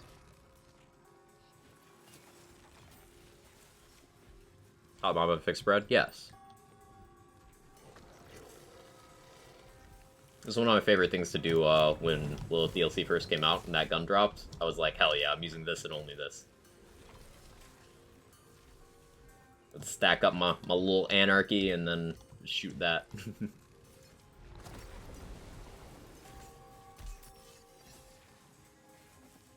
I want to go with things that are actually dumb. Lady Fist was any sniper and Saw going to be Saxon with snipers.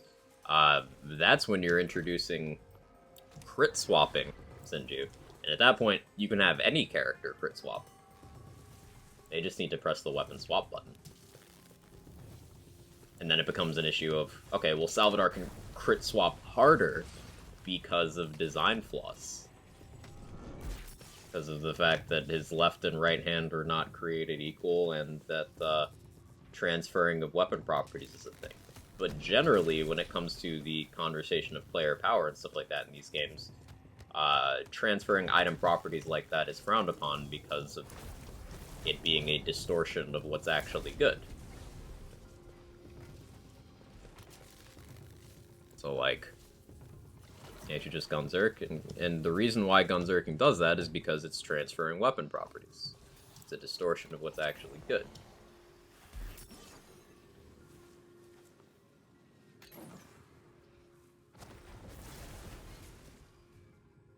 So a large chunk of Salvador's overall power is attributed to him when it should be attributed to game engine quirks and design flaws, and in some cases outright exploits.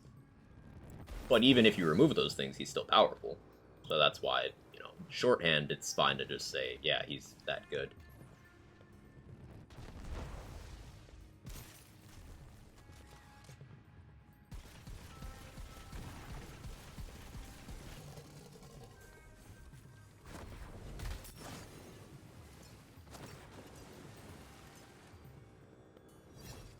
It's kind of like if someone said, Flak is good specifically because before a certain patch, you could look up at the sky and spam Gamma Burst to do action skill start shield Nova effects the fastest. Like, okay, Flak is good. Flak is good because Nova spamming is good on Flak, but that's an exploit and that's not why. Make sense?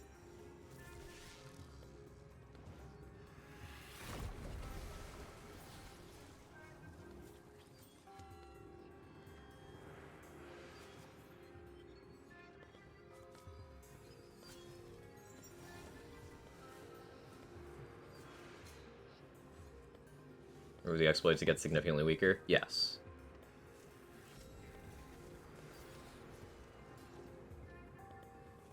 Not weak, but weaker.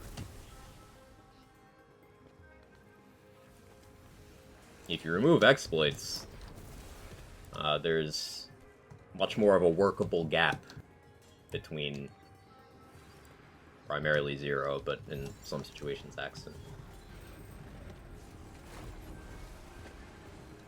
And in very isolated situations, Maya. Extremely isolated situations. So, that still took forever.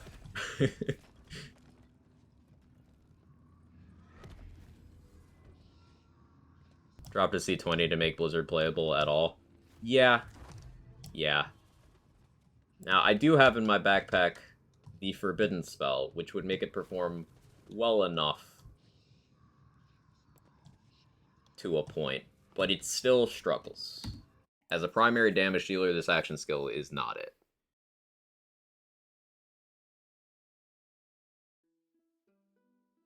Sometimes argued Sal's dog shit in comparison to Gage and Bordeaux and Sir wasn't totally wrong.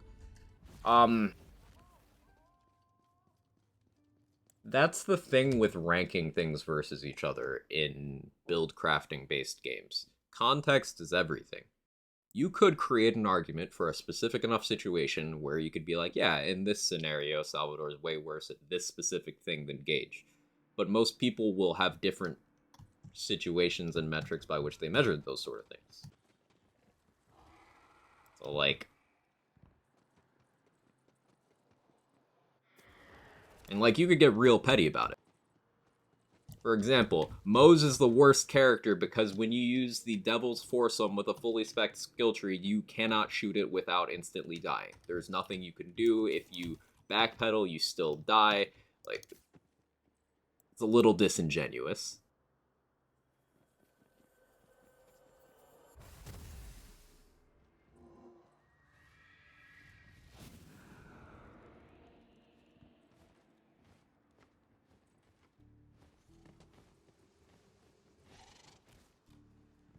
Objection, speculation.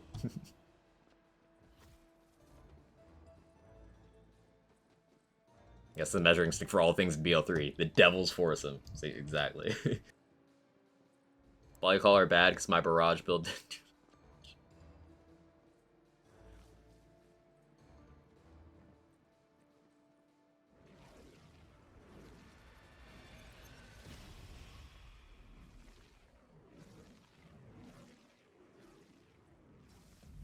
Actually, somewhat reasonable example case for Sal not being the clear best if you make his 2 answers, 2 separate buffs. Yes, if you were to fix all the bugs in Salvador, there would be more situations when the winner would not be as clear-cut. He would very likely still win a great number of those, but it would at least be more of a contest. Like, people kind of underestimate how crazy Zero's damage actually is. Like, Zero may be one of my least favorite characters ever made because of how monumentally uninteresting Zero's gunplay is. But Zero does a lot of fucking damage. People actually don't give him enough credit. And I don't mean Boar, because Boar is a C-tier skill.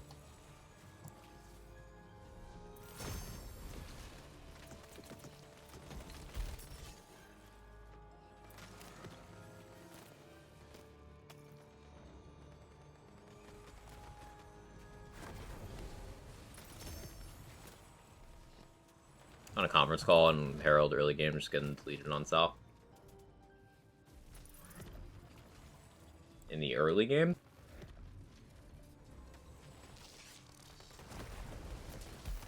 I'd say your biggest thing there would be get a better shield.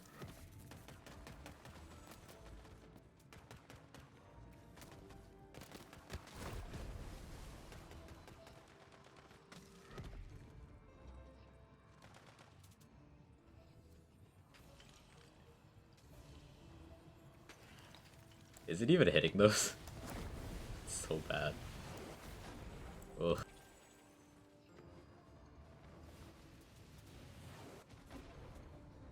Wish we would have gotten a fire damage immunity shield in Borderlands 3. I'm kind of glad we didn't.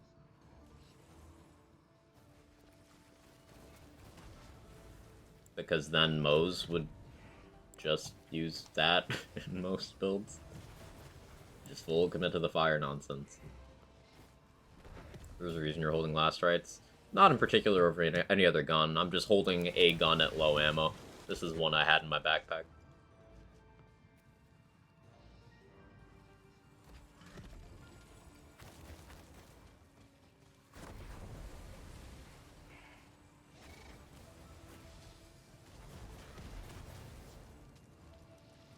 Still absolutely be viable to show you how he'd fall in metaphor thing.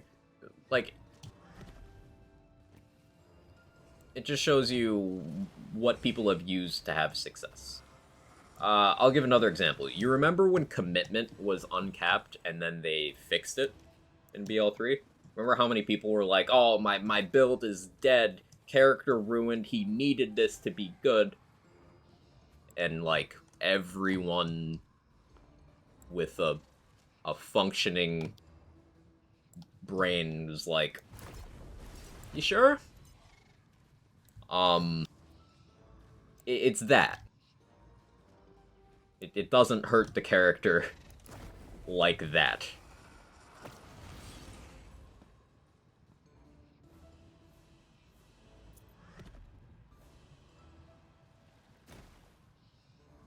Hey, Shalato, how you doing? On a fire immunity shields, I can use a double force them.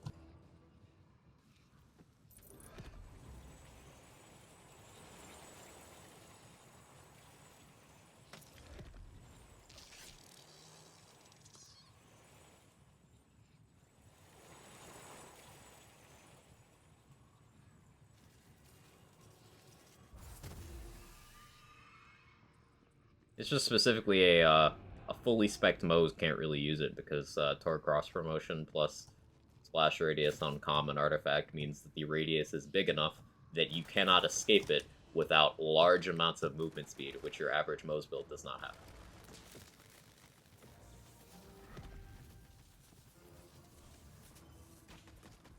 But the point of that example is it's such a specific thing that it's like, can't really be like, hey, character bad because of this, right?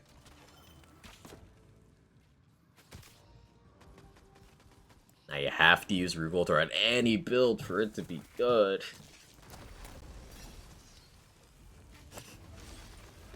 Spore Blight, gun viable at C100? Yes. It's Vagabond with Phalanx Doctrine and Mega Lol. That is how you get a lot of speed, but you also need to, actually get the Phalanx stacks and then have them decay, and you need to not take damage. You lose all of those stacks as soon as you take an instance of damage. So, like, how are you going to get those stacks with the Foursome, right? Like Blightcaller class. Blightcaller is very good. It was very well received when it came out, for being interesting and flavorful, but also meaningfully shaking up how people approach builds in the game. And it has its own strong identity, and it does what it does very well. It's very good for gun builds, very good for dot builds, and still provides meaningful support to a couple other archetypes of builds. But it's just really well balanced as a whole.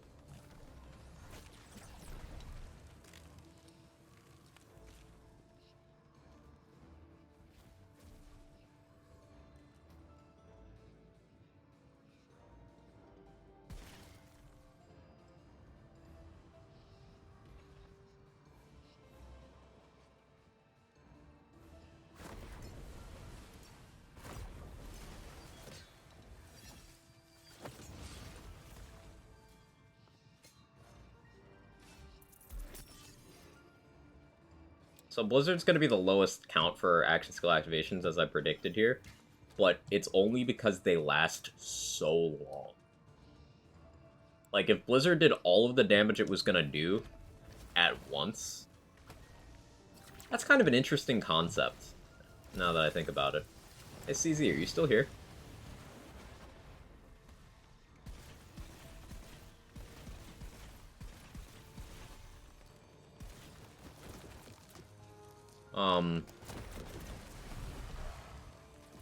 Like, what if Blizzard just did everything it did in a much shorter period of time? Like, the damage was way higher, the duration was way shorter. Same total damage, shorter window. Might be enough to make it not terrible.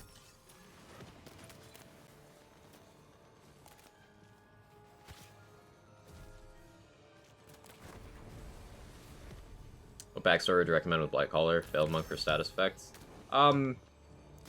It really depends on, like,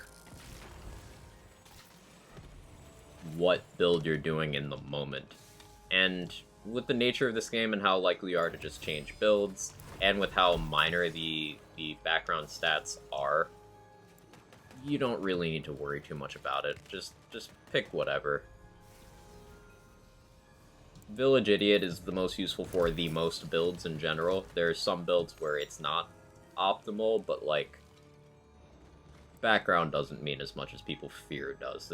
There's a lot of people who were throwing tantrums when they added new backgrounds, like, oh, but you didn't make it so we can change it. Yeah, it doesn't matter that much. It really doesn't. We're talking like a fraction of a % of overall performance from any background.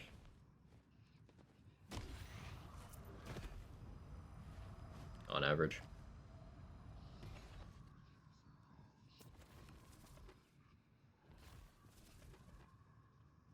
Max is in shambles.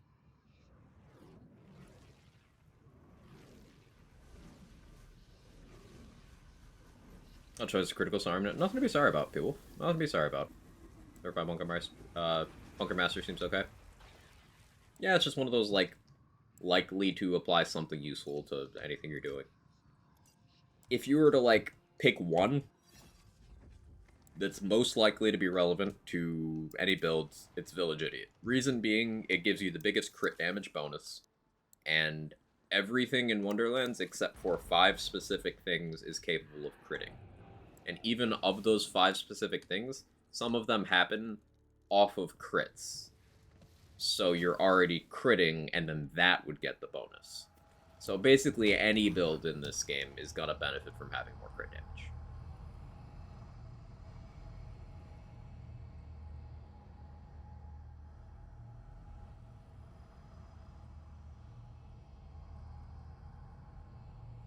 That's why Village Idiot usually just a good go-to.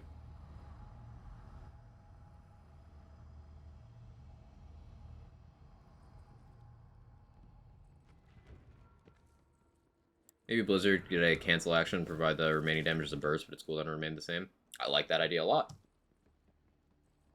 Each time they've given us an action skill that you can cancel early in these games, it's been at least fun to tinker with. Like, you can refund Iron Bear early.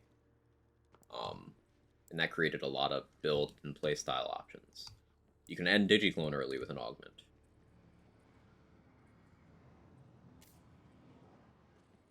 Gravity Snare sucks, but at least you can end it early. You can end the pain faster.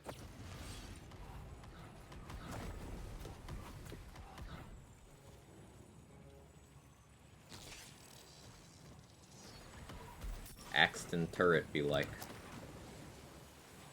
Pick that thing up.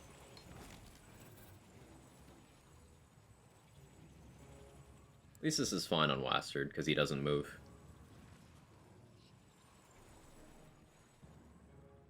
So this is funny.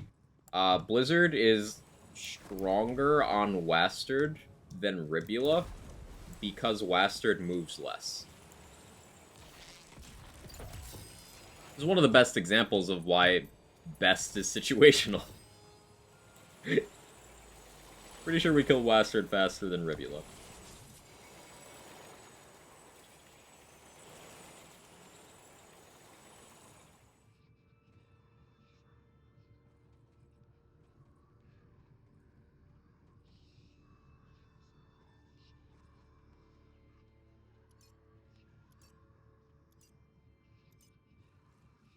Sorry if you already answered. This action skill provided any utility gives it any sort of niche at all. Never played Spore. So it leaves you your hands free, and is a long duration active form action skill, meaning you get your ASA enchants on for a long time. It is ability damage, so it's going to be applying Wrath of Nature to anything it hits. It has a high tick rate and hit count, so anything that you want to trigger from, like, hitting a crit or applying a dot without caring how big that number is, it'd be relevant there. So, like, let's say you wanted to trigger Cape of Tides very close to the you retrigger cooldown. Because Blizzard hits so many times and doesn't require your input, it'd be good at that. It's good at building up cryo status on enemies, so you get more mileage out of Icebreaker if you're trying to freeze enemies to shatter them. It's good at that.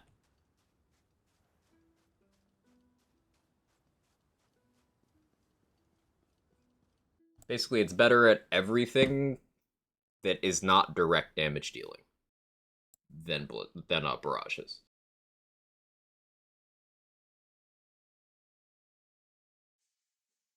Remember someone saying one thing, this someone saying another. Bog Totem's actually trigger ASA enchants. It does not, because Bog Totem is a 0 duration action skill. It just spawns a separate entity there as the totem. It happens, and then the totem's there for its own duration. The totem is not your action skill. The summoning of it is. So it's like if summoning Death Trap triggered a cooldown and then wasn't active, but you still had Death Trap.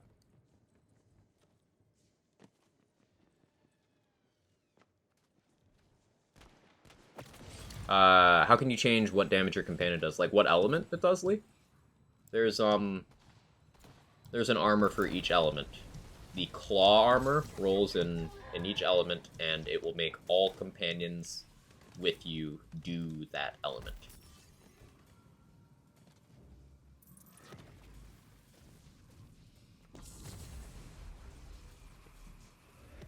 Blight Spore gun builds to generally run Blizzard unless Spore Fuse being used. That said Spore Fuse cringe. If you're using Spore Fuse to assist in your single target bossing, which is a common approach, then you would use Barrage. But if that wasn't a problem for you for whatever reason, then Blizzard has a use case because it would give you permanent ASA uptime.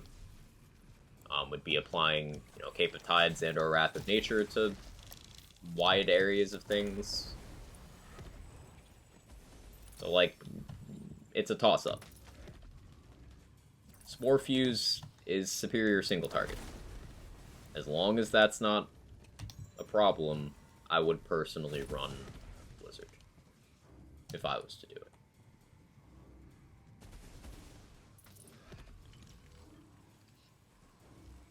Bog Totems inherit the element of the gun you're holding. Yes, unless you have a claw, in which case that also overrides that.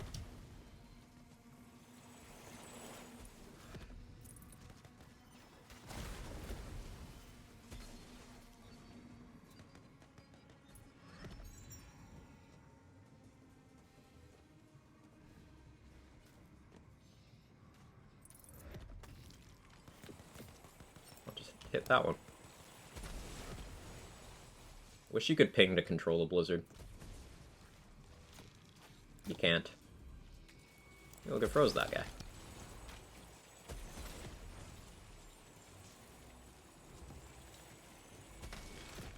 Another thing that would help Blizzard out is if we had more class combos with Spore Warden primary on armor that had like beneficial skills for it. Because we've got two different ones that have Wrath of Nature, and that's something. But like, if we had, say, Wrath of Nature with like Icebreaker, that'd be huge. That'd be really good. But we don't.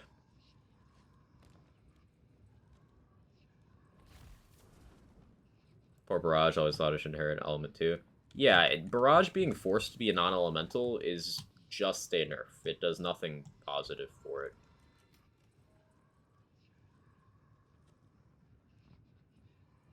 Like, Barrage is missing a few key things. Its cooldown sucks. That's one of the biggest things. It's non-elemental. It's not splash damage. Splash just providing an extra multiplier. Blizzard also isn't splash damage, inexplicably. It's a blizzard that isn't splash. Did bug out this time? Yeah. Guess he was standing on the right pixel.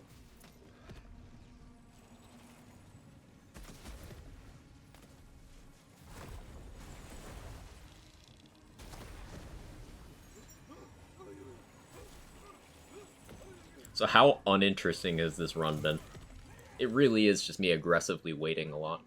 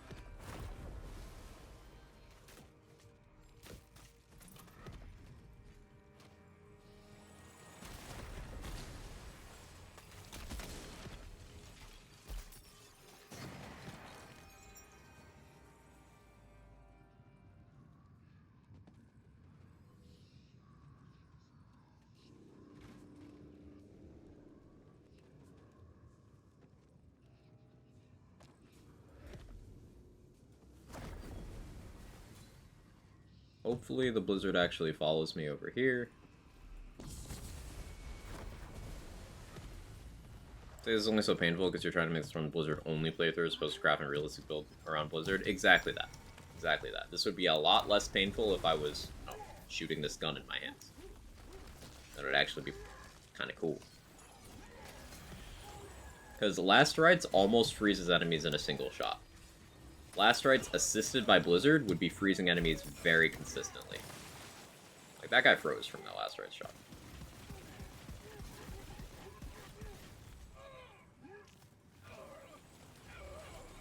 In K6 Rage, I've installed BL2 because of gauge shenanigans. Feel less bad about nuking my gauge save. The Zymo gauge feels kind of really boring after first playthrough. I find Gage to be one of the more interesting characters personally, but you do need to have specific expectations going in. And one big thing with her is that she does embody one of the biggest things I dislike about Land's gameplay experience, is that there's barriers to the gameplay experience. Like, if you're doing harder content on Gage, a lot of the time you're spending more time getting your stacks, doing stuff in between actually playing than actually playing. It's the same reason I absolutely despise save quit farming anything, because you are spending more time resetting than doing the actual thing. And at that point it's boring. So, I get it. But the gameplay enthusiast in me, once Gage is up and running, I find her more interesting than, in particular, most other BL2 Vault Hunters, because most of them are just, hey, shoot gun at enemy, enemy die. Whereas Gage is like, no, you can't shoot gun at enemy. Shoot gun, they die, but it's weird. And I like that, you know? How to keep mag low for shell casing ring.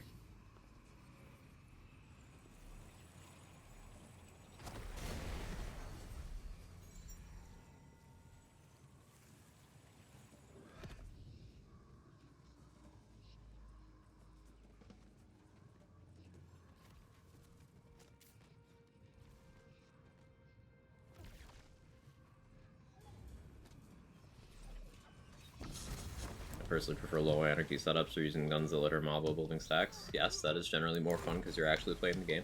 But listen to what I said. When you're doing high difficulty stuff, you have the prep time. Like, let's say you're going into Hatterax. You're not going into Hatterax without prep. Whereas someone like, say, Zero just goes in and does his thing. Krieg goes in with 7 skill points, does his thing. Maya goes in with 0 skill points and does her thing.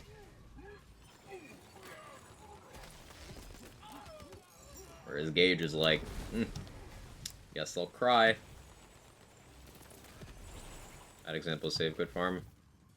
You only listened to half of what I said. I addressed those two things separately. I said, save quit farming is a version of having barriers to your gameplay, and having to build up anarchy stacks before more difficult activities is an example of barriers to your gameplay.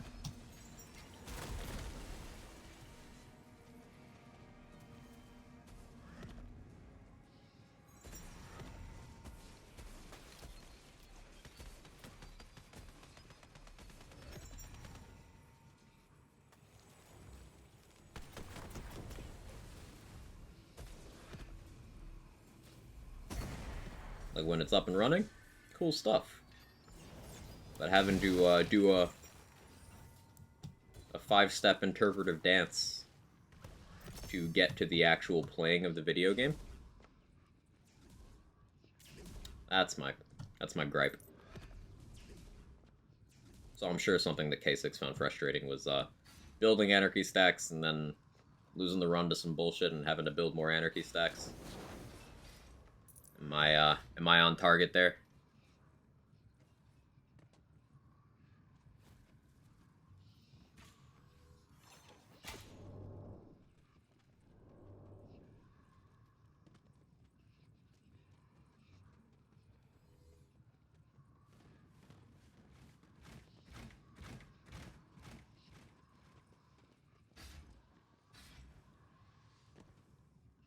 Just don't die. Just make Blizzard do damage. It's that easy. Only 50 Blizzards and Asugol Blizzard coded. I think this is an interesting statistic to include. Because this is gonna be faster because of the low chaos and lower total Blizzard count because it lasts forever with this setup. But like, this is still worse.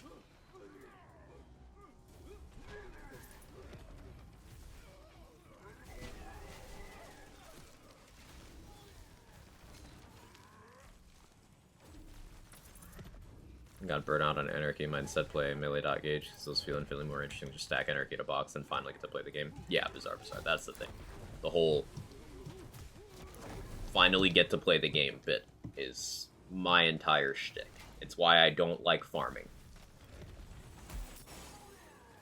When I could just build craft.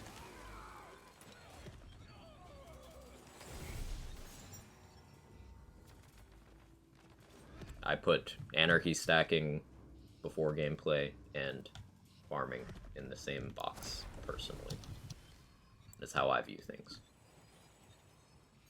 Did see someone say, just don't die on Reddit when it came to having to restack. It was alarming how many people shared that mindset. Yeah, it's like... Borderlands players, when confronted with someone who actually wants to play Borderlands, it's incomprehensible to them. They do not understand.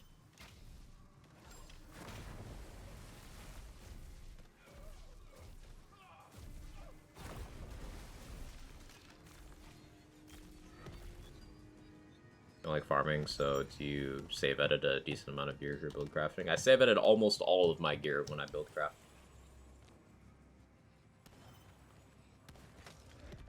Because so much of build crafting is trial and error, like, I wonder if this would work in this.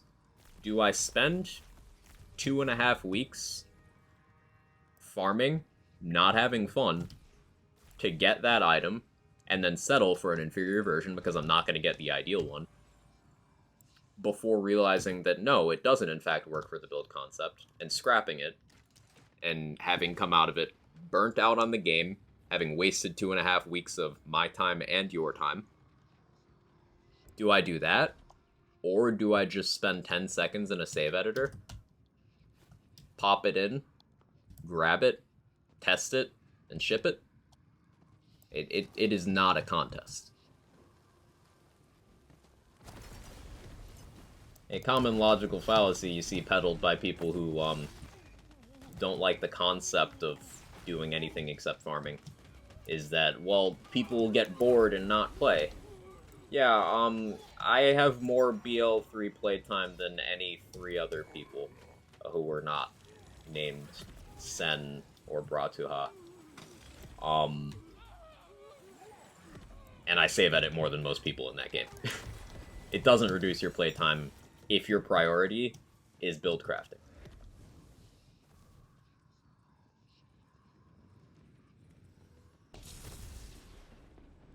Because the focus is on the gameplay, and you just remove the barriers to the gameplay.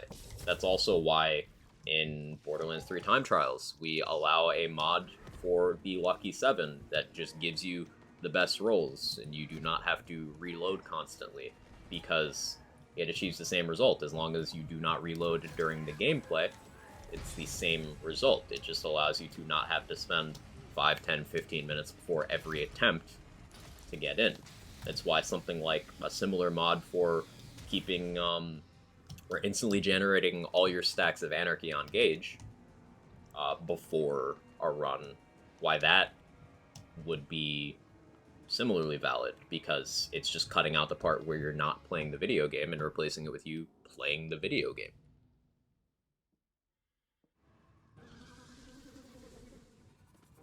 And it's not like I didn't do my time with farming. I logged over 1,000 hours in BL3 before I ever touched a save editor. But then, after I started doing that, I logged 5,000 plus more hours. So, like...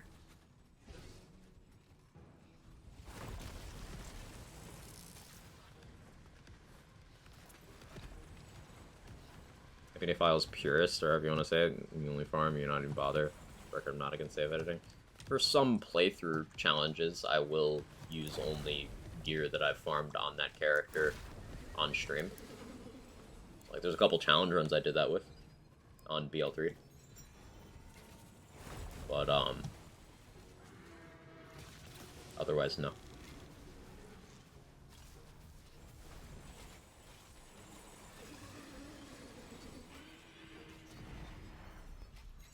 Most people aren't build crafters, though. Most people also don't have infinite disposable free time. And the people who do not have a large quantity of disposable time and endless patience, people in that category who find experimenting with builds more interesting than endlessly resetting an activity, I find that the vast majority of them I've spoken to would rather play than farm. Enforced tedium is not gameplay.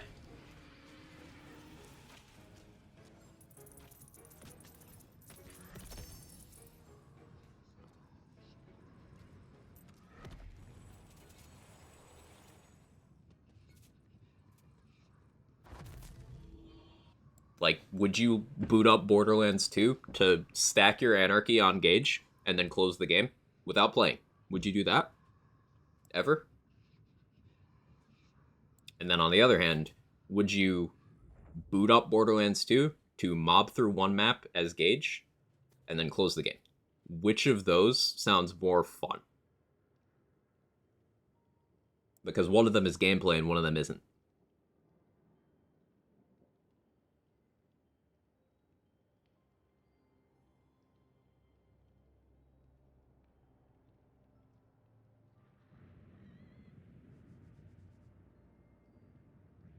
More curse gears come from natural means, vendor slot 2 than save edit anyway. Yeah. For anyone who doesn't know what that means, in Wonderlands, for whatever reason, in the second slot of vending machines, you can get stuff that isn't supposed to be there. Like dedicated drop only items, such as Boreas Breath, which only comes from Ribula. You can just get that there. You can get chaos tiered items in your normal mode playthroughs. Just weird stuff.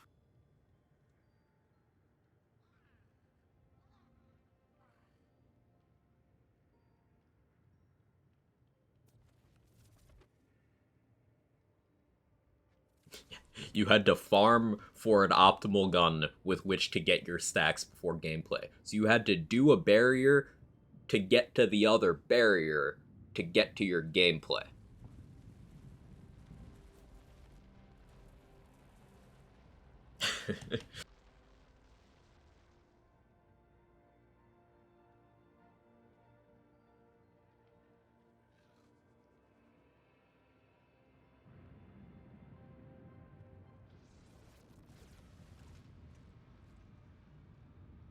To me, save editors aren't fun because I'm not a build crafter. Honestly, a little dumb for that stuff. But at some point, it just becomes copy and pasting what real build crafters already figured out versus doing the best I can do with what I got. At the end of the day, it's a personal thing.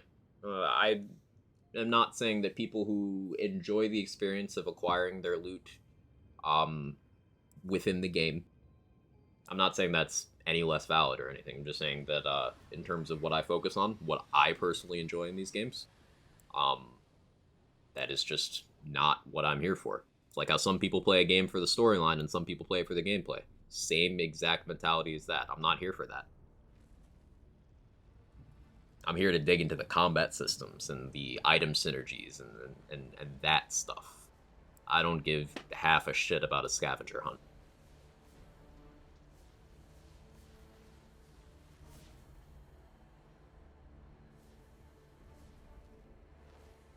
Started the sheer masochism trying to roll a perfect fit for Gage on console.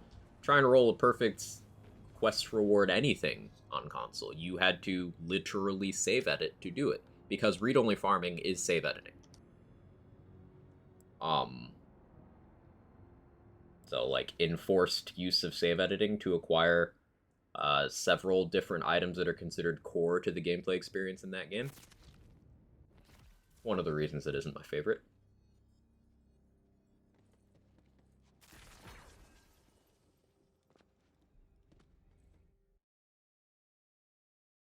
You could apply that to a bunch of items. Ladyfist, Fibber, Ruby, Sandhawk, Pimpernel.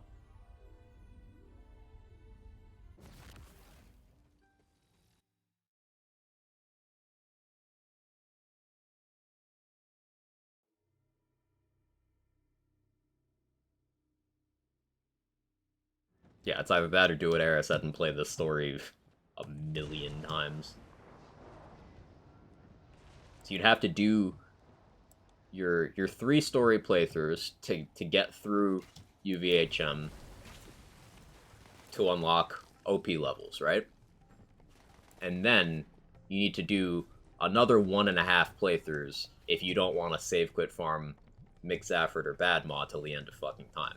Okay? So we'll round. We'll call it 5 playthroughs. And then from there you need to do 1 additional playthrough for each time you want one of those quest reward guns. It's so easy. Just do 6 playthroughs before you can start using an item if you get perfectly lucky on your first try. What's the problem? Is this not gameplay? Are you not entertained?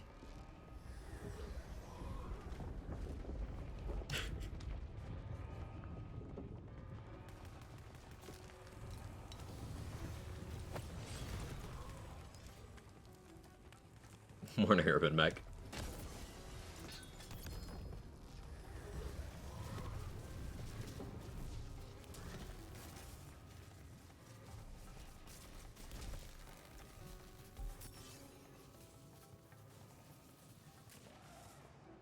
Oh, I'm entertained by the misery. Oh, the misery.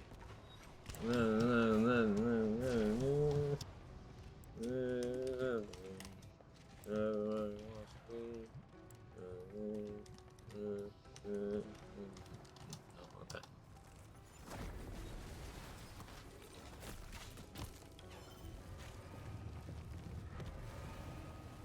I love pissing. So true, bestie. I'm gonna start a rant about that. It's not a rant. We're just having a conversation. It's helpfully keeping me distracted from the misery of this action skill, so I'm grateful to you. But Chaos Chambers are repetitive. Yeah, like, it's wild how the goalposts move.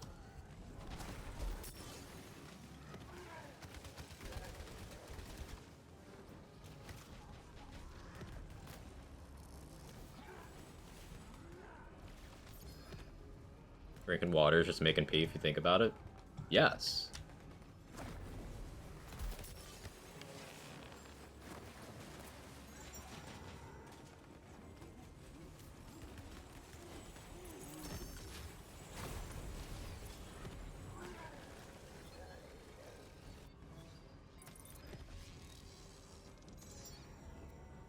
See, you know I'm immature because I laughed at that one, Huntress. Like, yeah. Hydra homies love you for this one simple trick.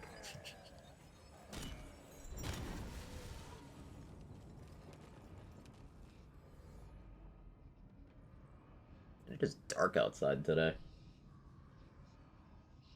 Stormy.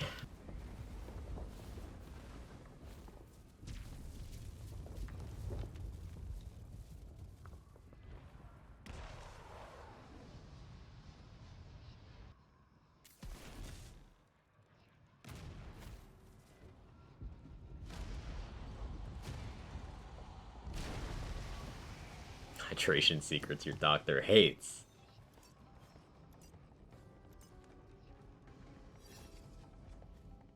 It's cold inside, am I right? You are. Spend hundreds of hours not playing the game in order to play the game. So for BO3, I prefer to run generalist builds, do a lot of things as opposed to more niche builds. Because you can realistically obtain the stuff for generalist builds. Yeah, that's logical. Bizarre. And that's why I save edit to do what I do. I'm known for making weird specific things and optimizing meta builds, and that kind of stuff just requires access to items in a way that you don't realistically get organically.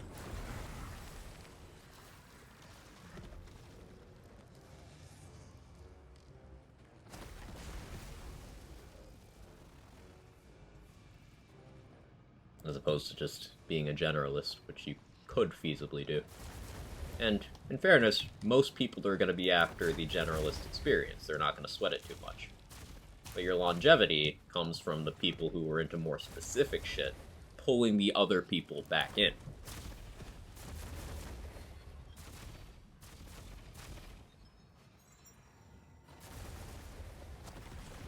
That's what keeps your IP in people's mouths.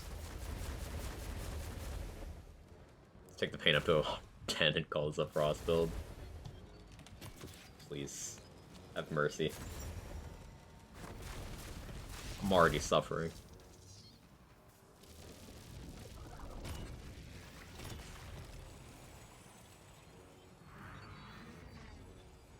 Hey, it staggered him out of that. That's funny. These are one people's what? You heard me.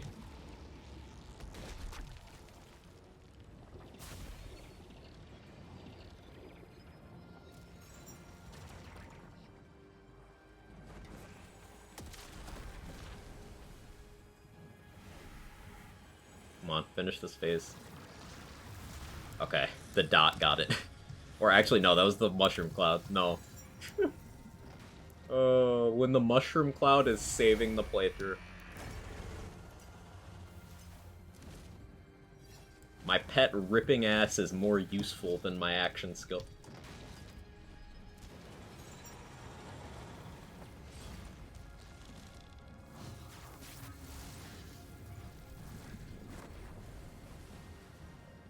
And now, I don't know how I'm gonna deal with this. One of them luckily went over there. Does it even hit her?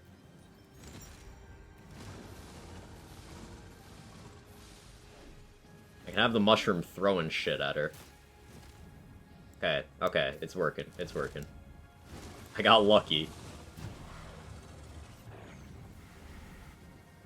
So, like, this is kind of cool. If this actually did damage, imagine having, you know, half the blizzards, just them splitting like this. That's actually pretty cool. Like, multitasking. But Fair Pet's ripping ass can be really bad. True. Top 5 Wonderland skills that are better than Blizzard. Number 1, Ass Cloud. Not incorrect.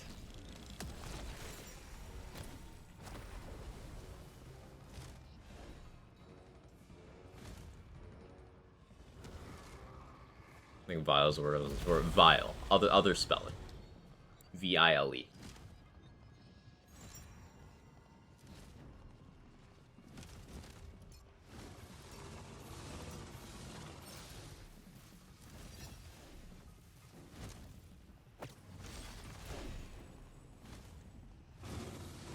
Blizzard, please. Shout out to the English language. Gotta be one of the languages ever.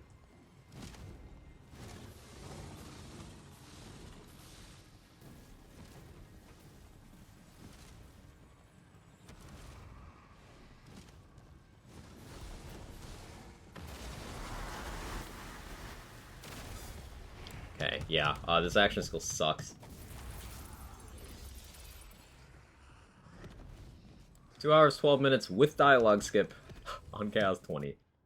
That's pretty slow. Okay. By far the most painful and least enjoyable of these single action skill runs. Do not recommend. Do not recommend. We did only have to click it 58 times, though. Is that faster than cleansing, though?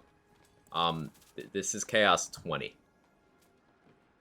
Wasn't cleansing 220? Yes, on Chaos 100.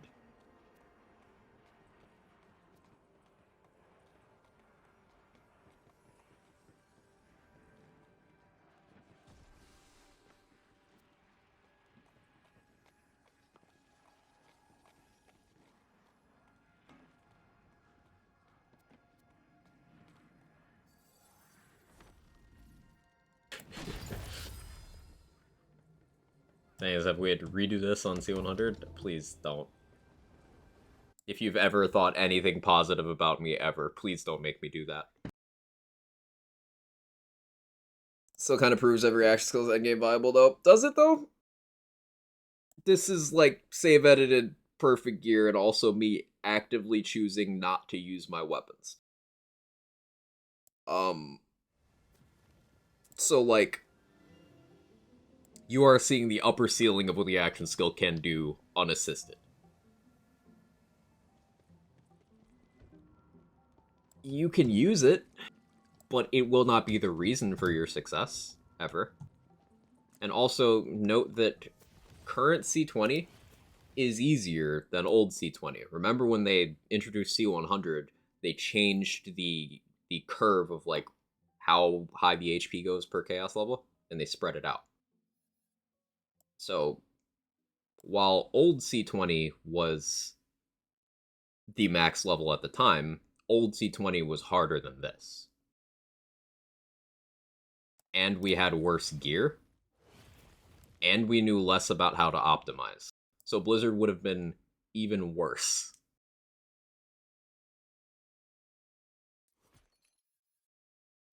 Blizzard over Grav Snare?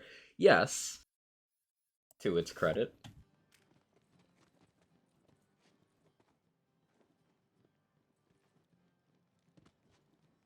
A viable utility for a build? Yeah, it would be a utility thing.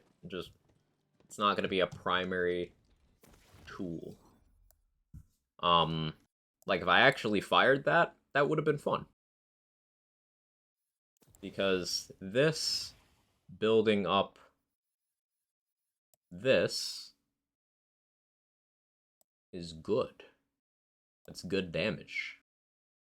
It also means that I can shoot full time without having to interrupt it for barrage, and I'd be able to hit things outside of my sightline. It would only be chip damage in most instances, but, you know, that's something. I'd also have this on at all times, this on at all times, and this on at all times, which is a good amount of bonus damage.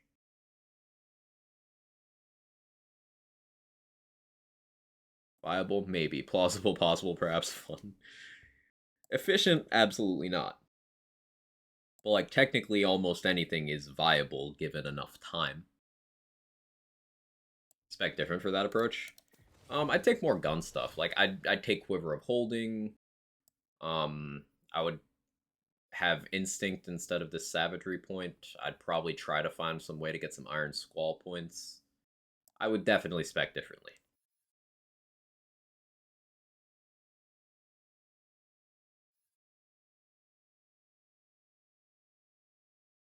Wrath? No. Because if you take Wrath of Nature, you cannot get Blood of the Fallen. And if you don't have Blood of the Fallen, Blizzard's uptime sucks. And downtime sucks. Blizzard without Blood of the Fallen is extremely questionable. Because at that point, you just run into uptime issues. And yes, I have Wrath from Armor. Thought this run was going to be way more painful, so in that sense, I'm surprised. That's why I did as much fine-tuning and waffling as I did yesterday, because I wanted to see what I had to do to get it to a point where it could go, at least present the illusion of efficiency. We did have to drop to Chaos 20, though, where enemy HP is 491%. The place where I was trying to make it work, and it was failing, even with every trick in the book, including Buffmeister, was at Chaos 50, with 1400. Keep in mind that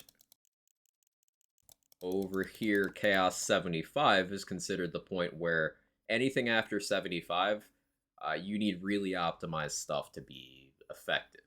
Gun builds as a whole start losing their luster after 75, especially compared to spell builds, melee builds, dot builds. And we are still notably taking time to kill certain enemies with literally 2,000% less enemy HP. 2,000% less. And it's still taking time. It's still inefficient. Now, factor that in with the fact that enemy damage also goes up significantly, and that Blizzard ends if you go down.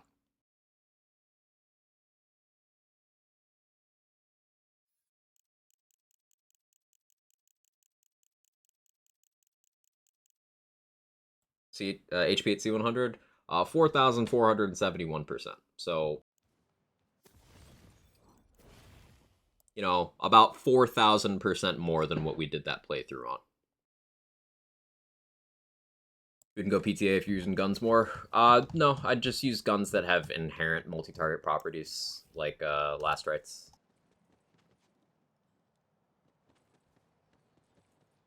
Or I'd work in a barb load into the setup, get multi-target that way. May actually be impossible at C100. Given infinite time, doable. But it would take a lot of hours.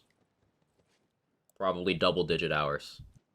Livewire is not a good damage-dealing shooty gun at high chaos levels. But it is multi-target. You know, that sort of mechanic, yeah. Value PTA more than I should. PTA is a very valuable skill. You're not wrong to value PTA highly, J-Bridge. It's just that the thing with PTA is it requires 26 skill points on a Spore Warden. And then once you've, like, it's sunk cost fallacy. At that point, it's like, yeah, this is all worth it. It finally paid off. No, you're just in too deep.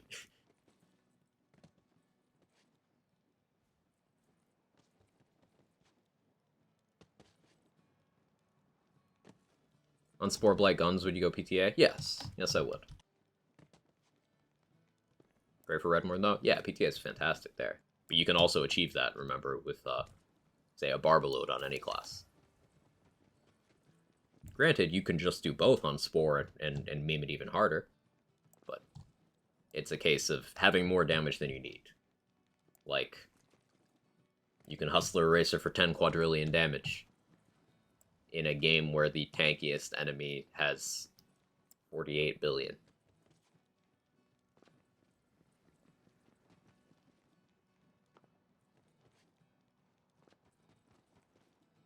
Running a Trap Skyline gun build, like to stop at C75 so no more volatiles. That's a good stopping point, Bizarre.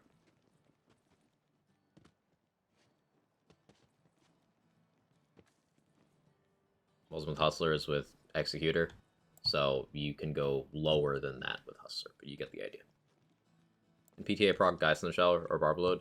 PTA is ability damage, not gun damage, so it does not trigger anything that looks for gun specifically, meaning it doesn't trigger Geist. But it does trigger Barbaload because anything triggers Barbaload. You just need a crossbolt to be in a target, and then any damage inflicted upon them can trigger Barbaload.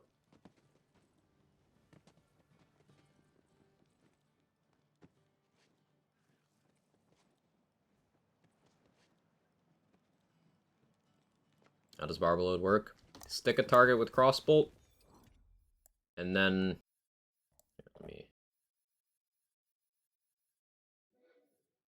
So, attacks have a listed chance, this goes up with Chaos Tier 26 of Descended, chance to fire attached crossbolts to nearby enemies and refund a portion of ammo.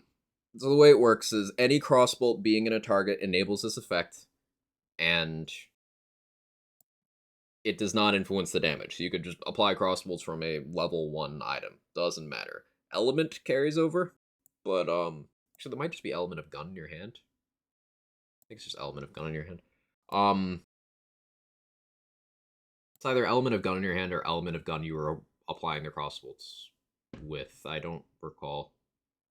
Element of Thing you were applying the crossbolts with. I don't recall in the moment because brain fried from this playthrough. But basically, it's a double dip. So you know how Play the Angles is a double dip off of your original instance of damage? Well, if you, say, hit an enemy with a crossbolt in them with a Barbaload equipped for 100 damage with your action skill, let's say you hit them with Feral Surge for 100 damage.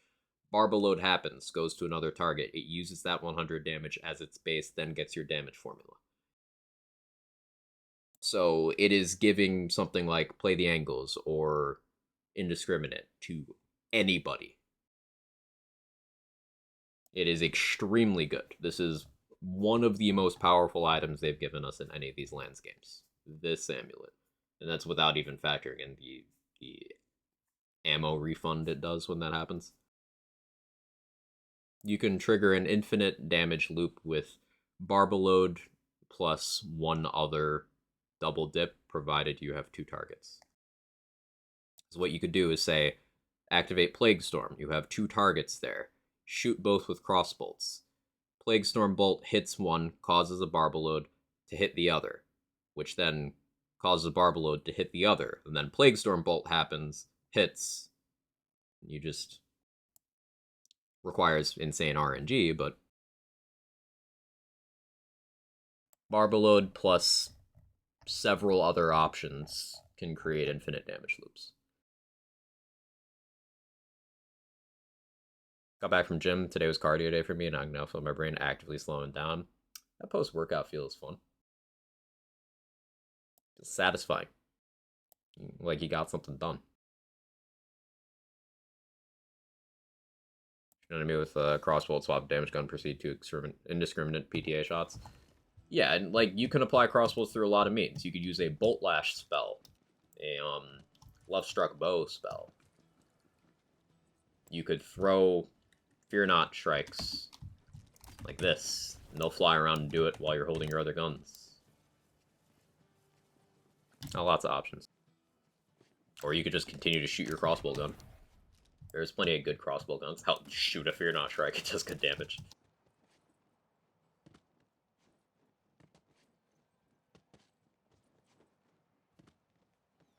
Okay, so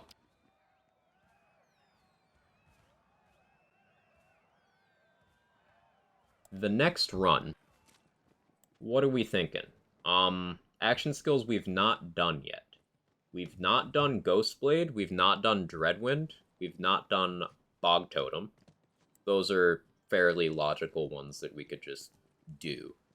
Ones that would be not worth doing at all would be Plague Storm. It would be too much waiting. It'd be the waiting issue with Blizzard, but like we'd also need another outlet of damage to make Plague Storm do anything in the first place, so it'd just be kind of a waste of time. We already know Plague Storm's good and what it's good for. It requires other things. It'd be like doing an Echo Hilt only run. It's not really interesting or useful information. Doing Ambihextrous run is largely pointless unless we wanted to see how fast I could go with a geared spell build.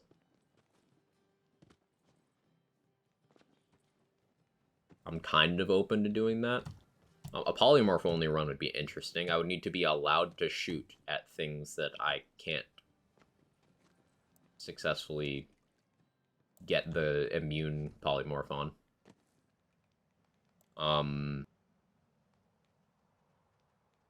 I don't know how I would do a Reaper of Bones run.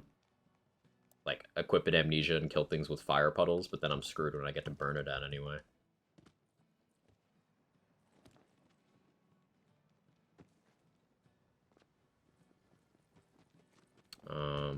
Did I forget anything? We've done 3 of these 4.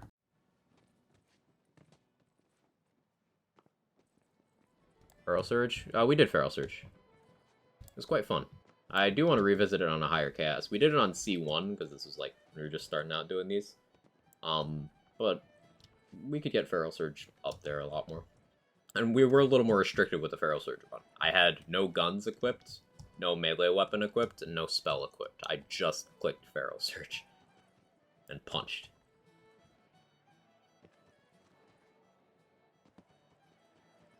You're not sure because Brutal Stampede could be interesting with Bog Totem's Barbalode. Yeah, that would be one of the ways of getting some good value out of it. I'd probably use Theurge just so I could have more totems, I think. Or Protagonizer for actual, like, damage of the totems, maybe? I don't know. It'd be between Barbalode, Theurge, and Protagonizer. You're not shooting enemies with crossbolts already in an enemy, trigger the Barbalode Ricochet? Yes. Any instance of damage inflicted on an enemy that has crossbolts in them will trigger Barbalode, but it's based on the instance that hit. So, a Barbalode triggering off of your, 19 base damage isn't going to be relevant, but say, shoot a crossbolt into them with that gun, then switch to something with damage, that Barbalode would be good.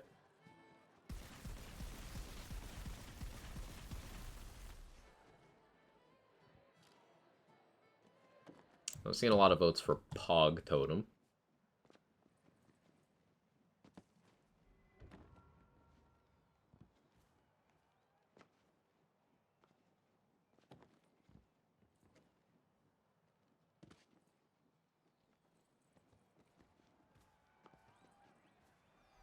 What time is it? Been live for 2 hours 45. October will be fun. I don't have the save set up. I'd have to take some time and do that. But I think for the next save I construct, I'll do that then. Also want to listen to Pet Flak shenanigans. I was messing around a little more with that this morning off stream. I've still got things I want to test, and it still has the Pet Flak issues, but there's some cool stuff to be done. More stuff to be messed with. Just knowing that certain things apply the way they do. It's not anything groundbreaking, it's just like, oh, that's cool. Just yet another W for Bounty Hunter is the biggest thing. Like, Bounty Hunter continues to just be insane.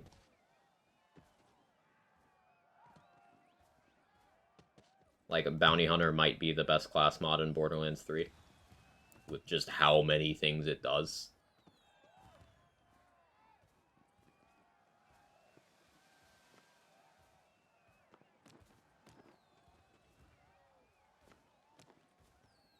Alright, so here's what we'll do.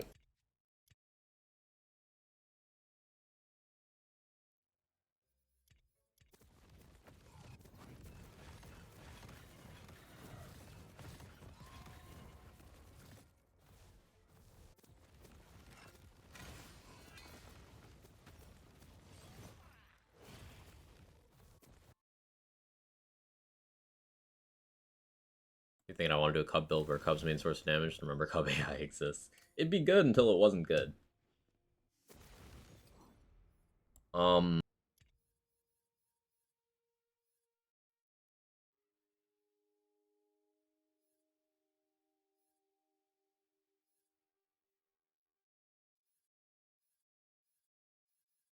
I could do a spell run through the game today.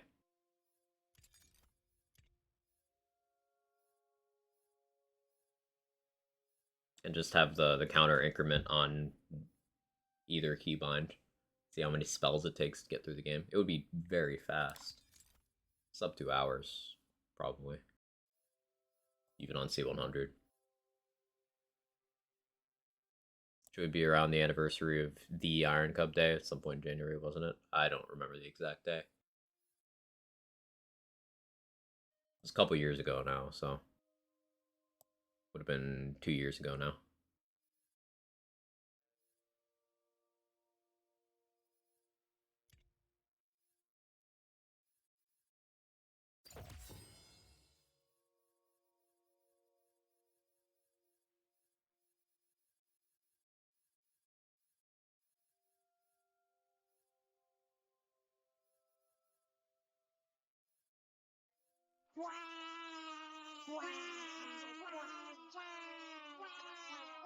That was 961 or whatever? Yeah. Yeah. That's the one.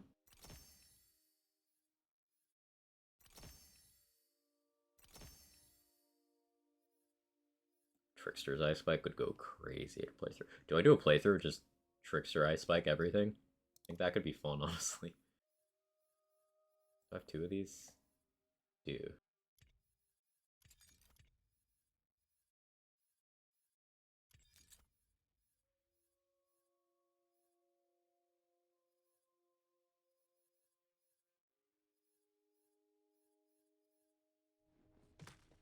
Arcane Bolt. Arcane Bolt's really good. It's just slow projectiles would make it a little less interesting.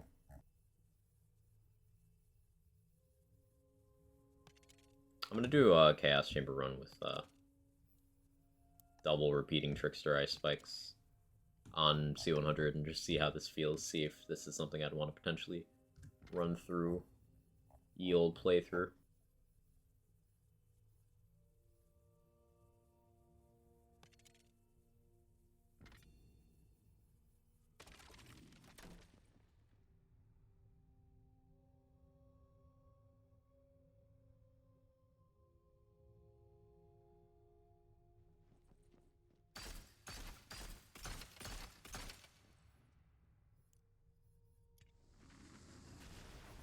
Forced build.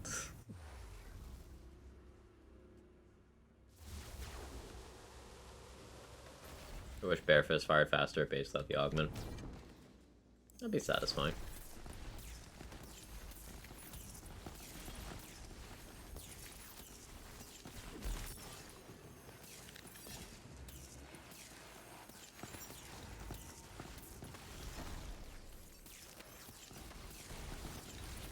This would clear pretty fast. Oh, Crit Connoisseur as well. Heat Exchanger so fun. Love Heat Exchanger. Hey, it's true.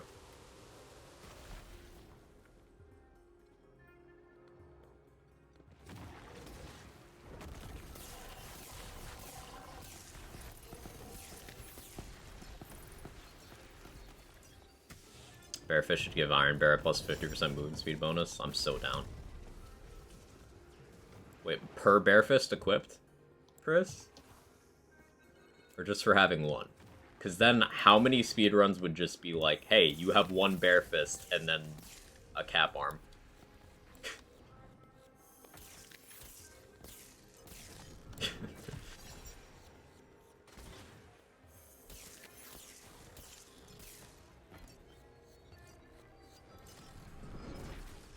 No, bad face timing. These are Primordial? Yeah. This one's Primordial. Much over on crit chance am I? Decent amount.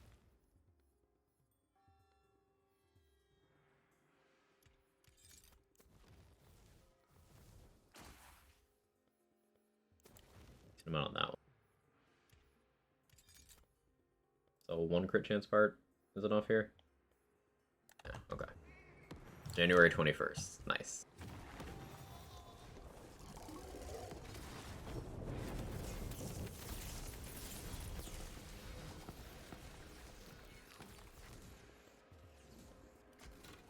Not like Moses attempted at balance.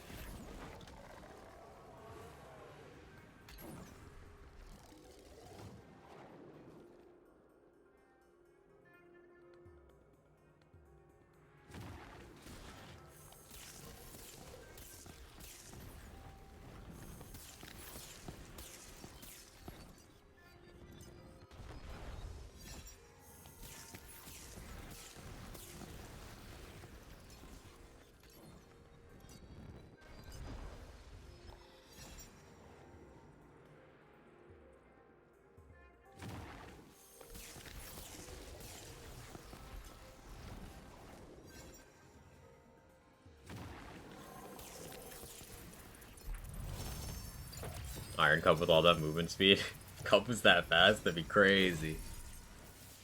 I'd love it. That'd be cool. Just run past things before the AI remember to attack, but it'd be cute.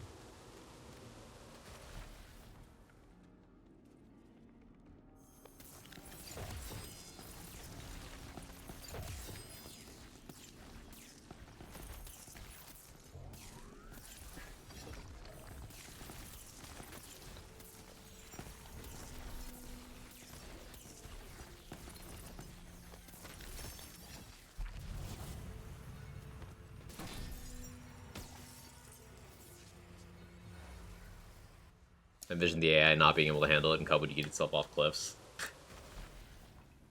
Can it yeet itself? I think it just respawns in safe ground, I think.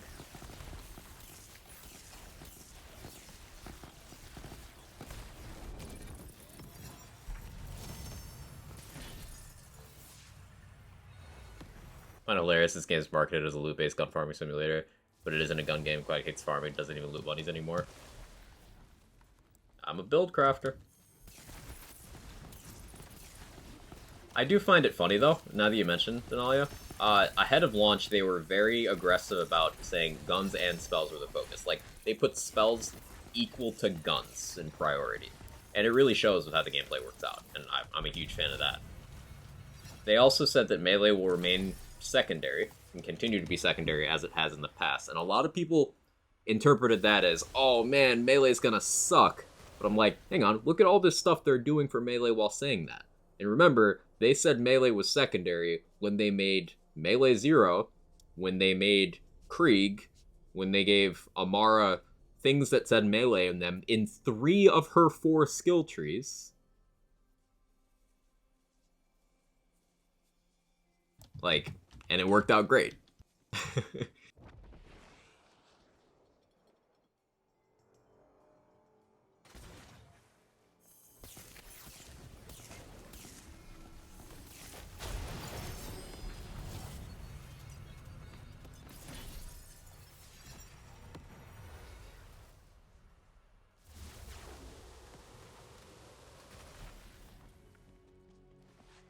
What's in the vendors this week? Dazzler. Dazzler is a very good spell for killing the Maker.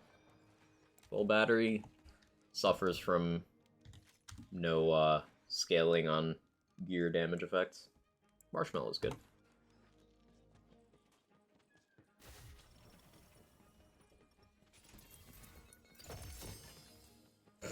That is an image, Bizarre Bizarre. That is certainly an image.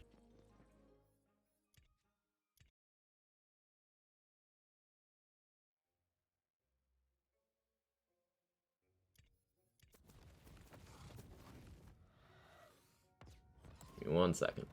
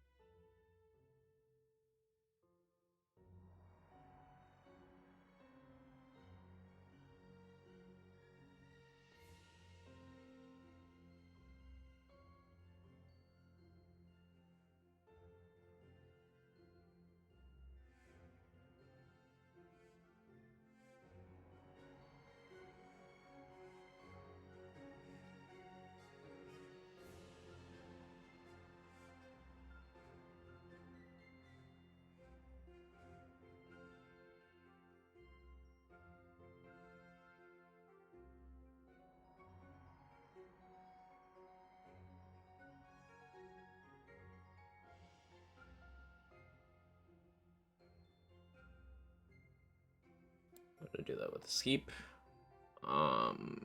Yeah, that's fine. That's fine.